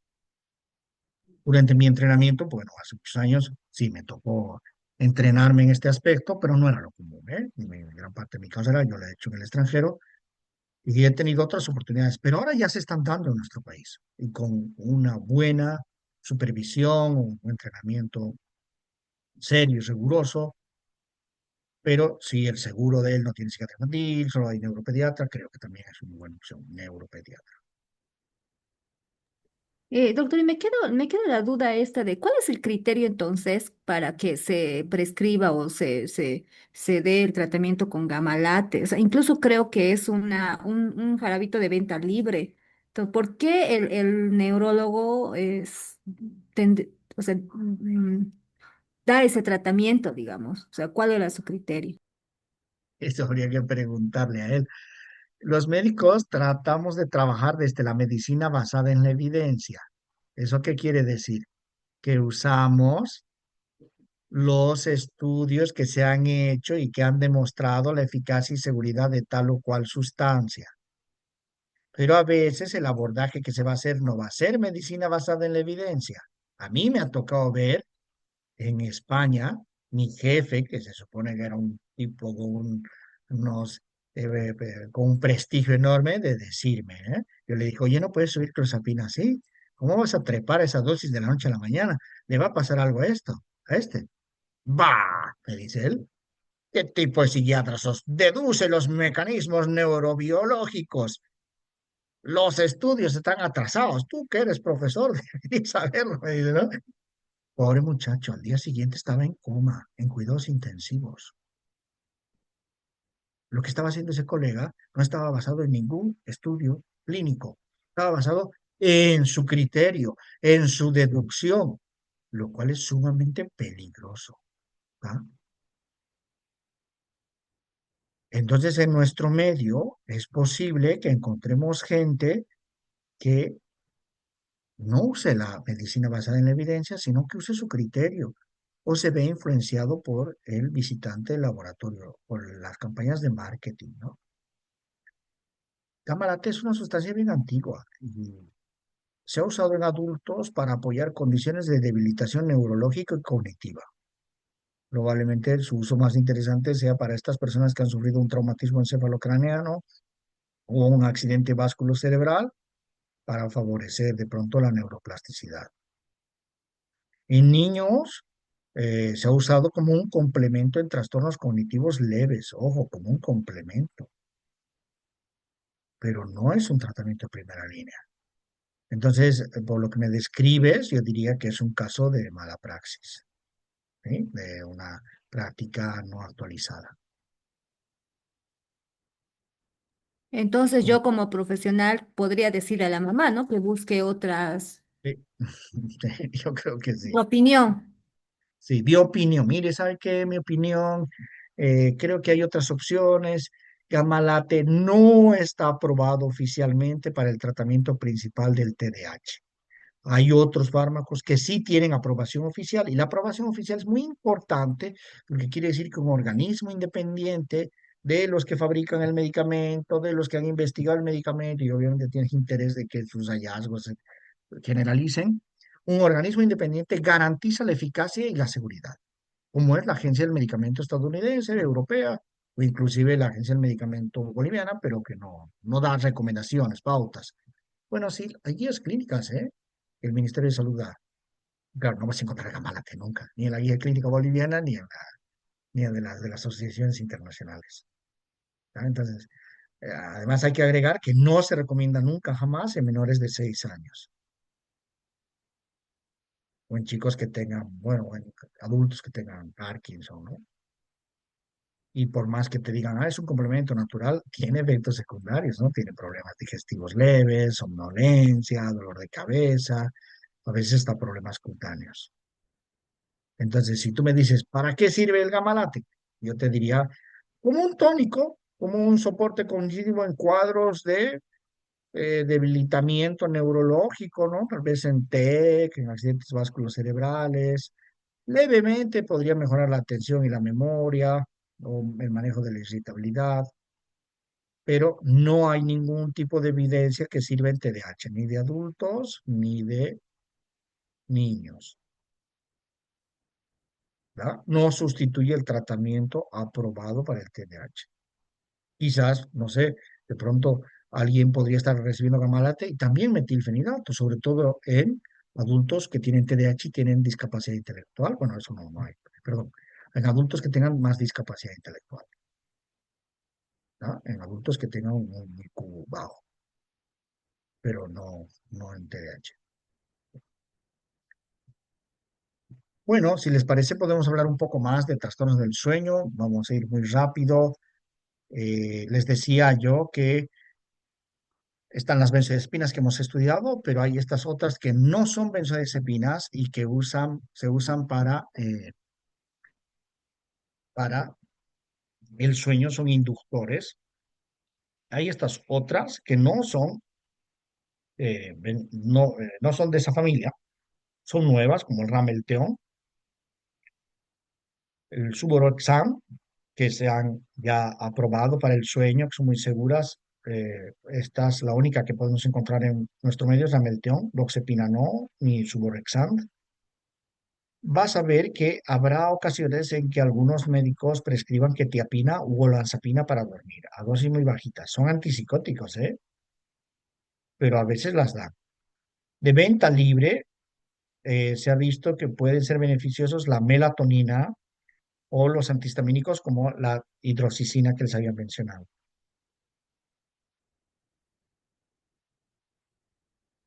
Bueno, las benzodiazepinas no vamos a hablar, los antipsicóticos sí, sedantes para el sueño, bueno, hay que tener mucho cuidado. Eso debería usarse solo por un corto tiempo para el insomnio. No debería ser por largo plazo. Tienen efectos que no vale la pena correrlos, con efectos colaterales. Vamos a los hipnóticos no benzodiazepínicos, a las más populares para dormir. Y esta es la más popular en Bolivia.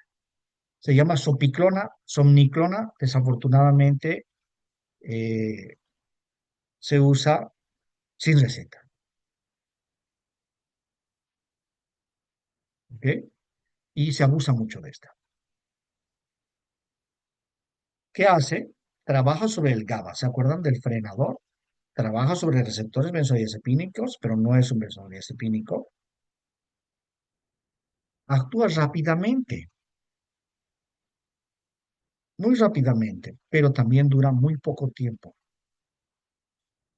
Dura unas 2 horas. Por eso decimos, es un inductor. Te ayuda a dormir, pero si tu problema es más de mantenimiento del sueño, no va a servir. ¿Está? Entonces, rápido, pero también dura corto tiempo.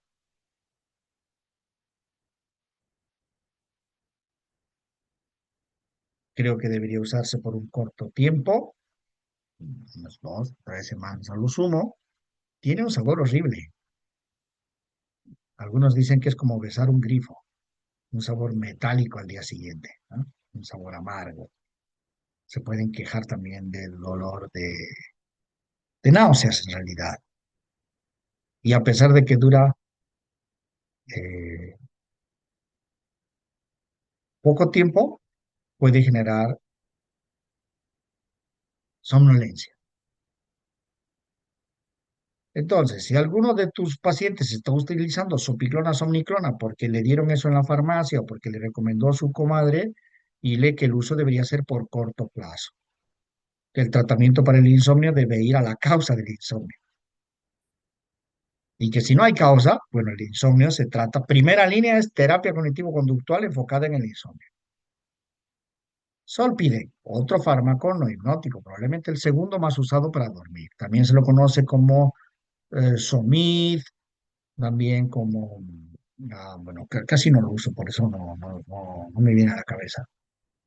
Eh, Tiene menos efectos adversos que la supiclona, tiene menos chances de hacer adicción, pero que la hace, ¿no? Y el, el problema que ustedes van a ver con Solpidem es cuando la quitan de golpe. El sujeto está más ansioso, más angustiado, y uno se puede confundir. Puede creer, no, está con crisis de angustia, pánico otra vez. No, es abstinencia. A mí me ha costado, quitar a Solpidem a algunos consultantes y al final hay uno o dos que nunca les pude quitar. Que no fue hasta que les devolví el Solpidem que no se estabilizaron. Sayan, por favor. Me vino una duda. O sea, sé que ay, se me dio el nombre. El Neuril es un ansiolítico, pero usualmente también lo suelen dar para dormir. ¿A qué se debe esto?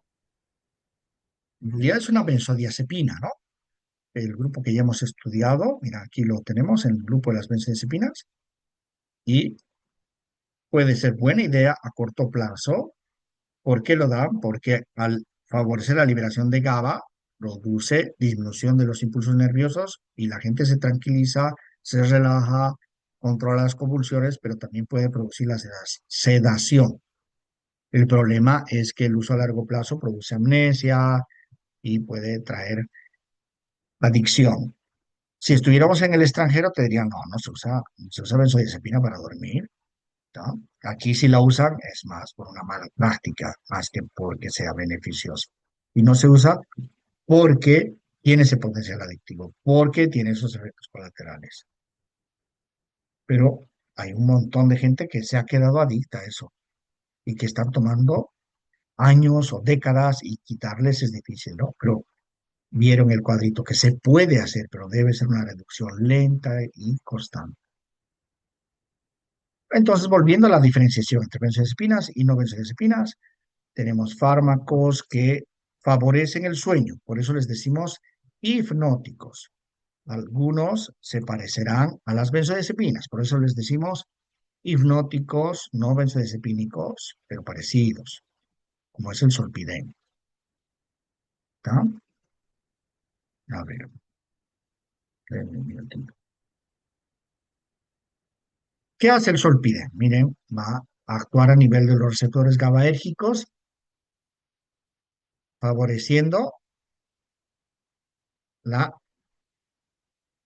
modificación de la carga ionotrópica, ¿no? Y entre el cloro, con lo cual este receptor ionotrópico ha abierto su canal ionotrópico. Se hiperpolariza la neurona y esto favorece el sueño.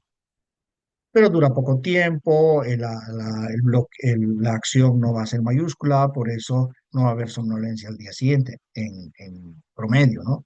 Pero puede presentarse en algunas personas que tengan al día siguiente somnolencia, que se sientan más apagados o que estén con mareo, ¿no? Son efectos colaterales que no siempre están presentes.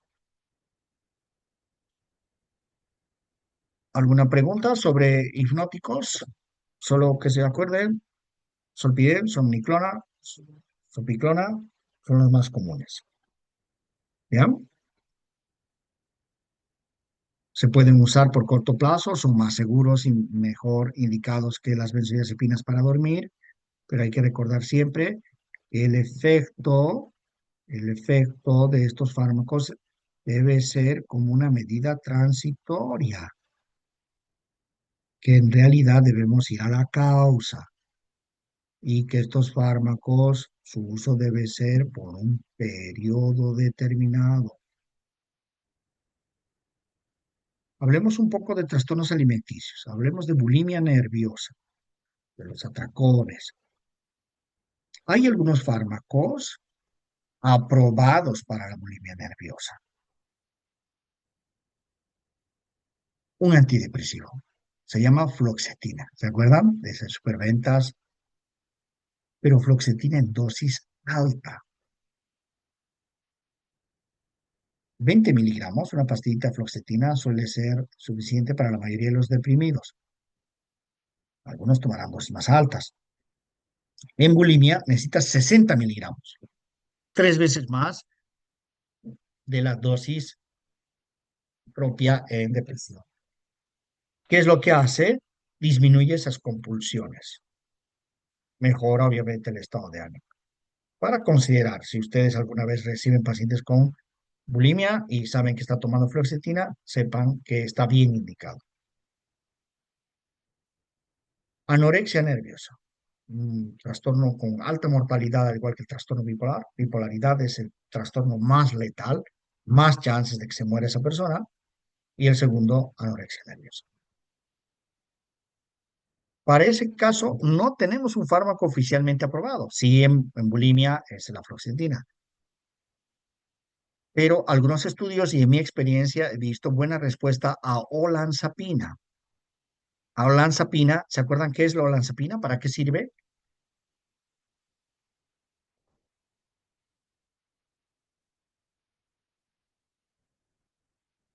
Ah, pues acabamos de ver olanzapina. Ah, ¿para dormir o para conciliar el sueño? Algunos lo usan extraoficialmente para dormir a dosis bajitas, pero para algo más importante.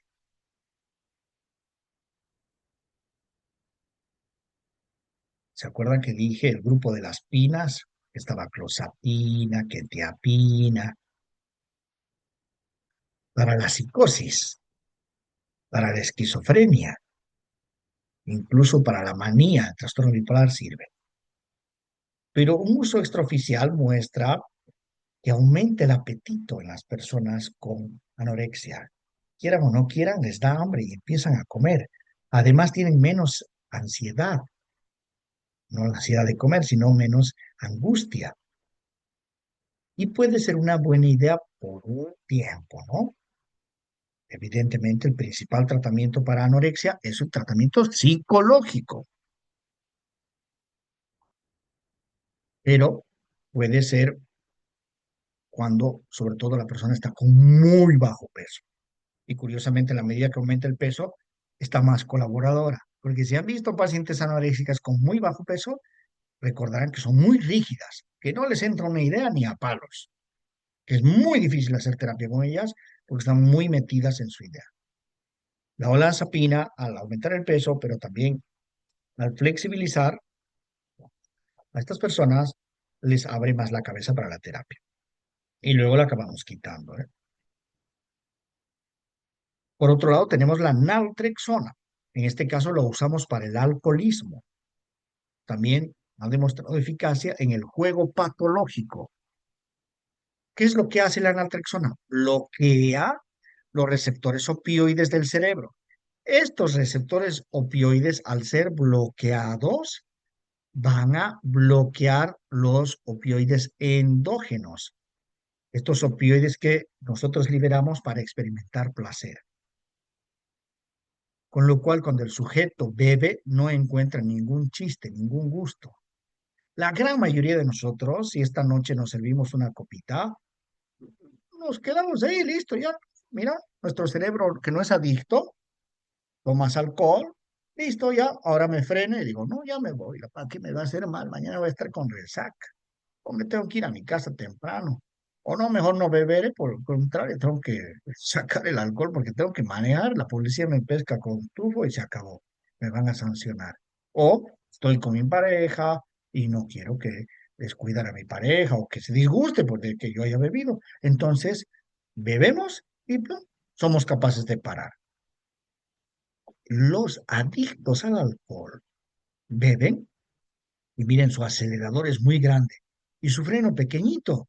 Tontos no son. Saben que la mujer les dijo que no beban. O saben que mañana tienen que estudiar para el examen. O saben que tienen diabetes o que tienen ya hepatitis y no pueden beber. Pero no pueden frenarse. Les gusta demasiado el alcohol. Les genera un gran disfrute. Se apasionan por el alcohol. Liberan dopamina cuando beben, ¿no? Esto es normal, estamos con amigos, bebiendo, le hemos liberado un poco de dopamina, qué divertido, pero ya me voy a mi casa. Stop, paré mi sistema inhibitorio. El problema es que los alcohólicos liberan una enorme cantidad de dopamina, un placer desmedido al beber, ya sea solos o acompañados. ¿Qué hace entonces el alcohol? Estimula la liberación de beta-endorfinas, estos opiáceos endógenos que van a ir últimamente a los receptores opioides y estos van a generar la liberación de dopamina, experimentando el disfrute, placer, alegría, ¿no? Que va a ser tan grande que no va a poder ser contenida. ¿Qué hace la naltrexona? Imaginen una llave. Tu llave correcta, abre puerta, fantástico. Este es una molécula de etanol, de alcohol. Entra perfectamente al receptor a través de las endorfinas, con lo cual desbloqueo y se libera la dopamina. Lo que hace la naltrexona es meter la llave en la cerradura incorrecta y romper la llave. Ahí, ahora sí. A ver, abrí tu puerta. Ya no puedes. Ya está bloqueado por naltrexona. Entonces el sujeto bebe y tomando en cuenta que esos receptores del placer van a estar ocupados, ¿qué creen que va a pasar? ¿Se va a liberar dopamina? ¿Va a experimentar placer este sujeto al beber? ¿Qué dicen? Bien, porque el alcohol venía, ¿no? Y estimulaba los receptores opioides y esto generaba una reacción de segundo mensajero para que se libere dopamina. La dopamina, la alegría, el disfrute. Pero ahora nuestra amiga naltrexona no ha permitido que estas moléculas de beta endorfinas liberadas por el alcohol ocupen los receptores. Y al no ocupar los receptores, ¿qué ha pasado? Comparen esta imagen con esta. ¿Qué ha pasado? Mm, Va a experimentar desagrado tal vez, asco. Químicamente, ¿qué ha pasado? No se ha liberado endorfinas. A ver, dime tú, ¿qué es esto? ¿Es endorfina o qué es? La DA, ¿se acuerdan que era DA? Dopamina, perdón. Muy bien. Entonces, al no liberarse dopamina, no experimenta asco, sino no experimenta nada. Miren, para darse una idea, piensen en algún ex que les gustó mucho y que después perdió su gracia y ya no les atrae para nada. Versus piensa en su cortejo actual o su novio, esposo, lo que sea, que les dice, bueno, mi amor, vamos a cenar. Versus el ex que te dice, vamos a cenar. No, gracias, no, no se me antoja. Algún momento me gustaste mucho, pero ahora la verdad es que Sé que sos una persona muy antipática, que empiezas a hablar mal de los demás, que eso es muy negativo. ¿No?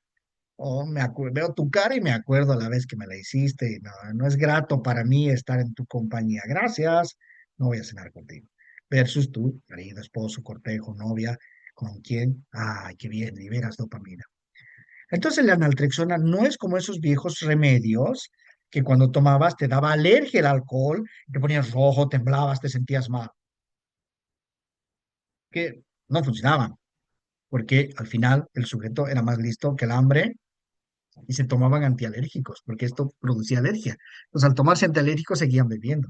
Y algunos, miren ustedes, a pesar de que estaban rojos y temblando, seguían bebiendo, a pesar del dolor. La adicción era tan fuerte que seguían consumiendo. En cambio, en esto se acaba el chiste, se acaba la gracia. A ver, yo les diré, tómense unos 3 litros de agua mientras charlamos. Nadie se va a tomar 3 litros de agua, porque al cabo de 2, 3, 4 brazos me voy a sentir hinchado y ya no, la verdad es que ya me he hidratado, no le encuentro sentido a seguir tomando agua.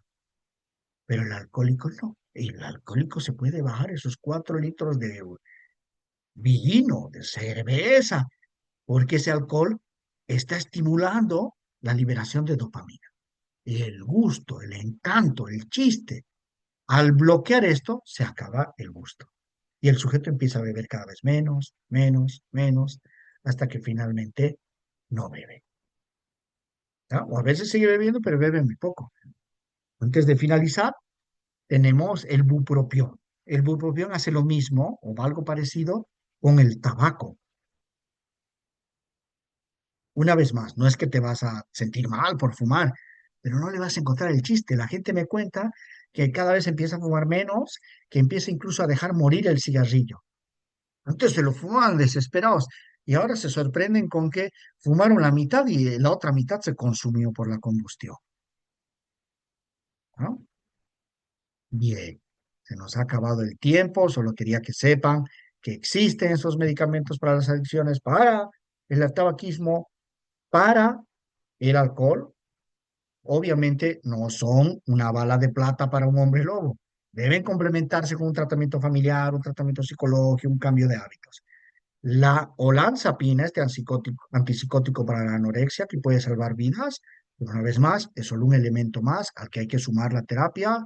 Para la bulimia, igual terapia, la fluoxetina y los antipsicóticos en irritabilidad, problemas de conducta. Un chico con espectro autista que no tiene problemas graves de conducta, no debería de tomar ningún antipsicótico. Pero uno que sí, sí, porque es muy peligroso. Pueden pasar estos cuadros tan desagradables. ¿Alguna pregunta?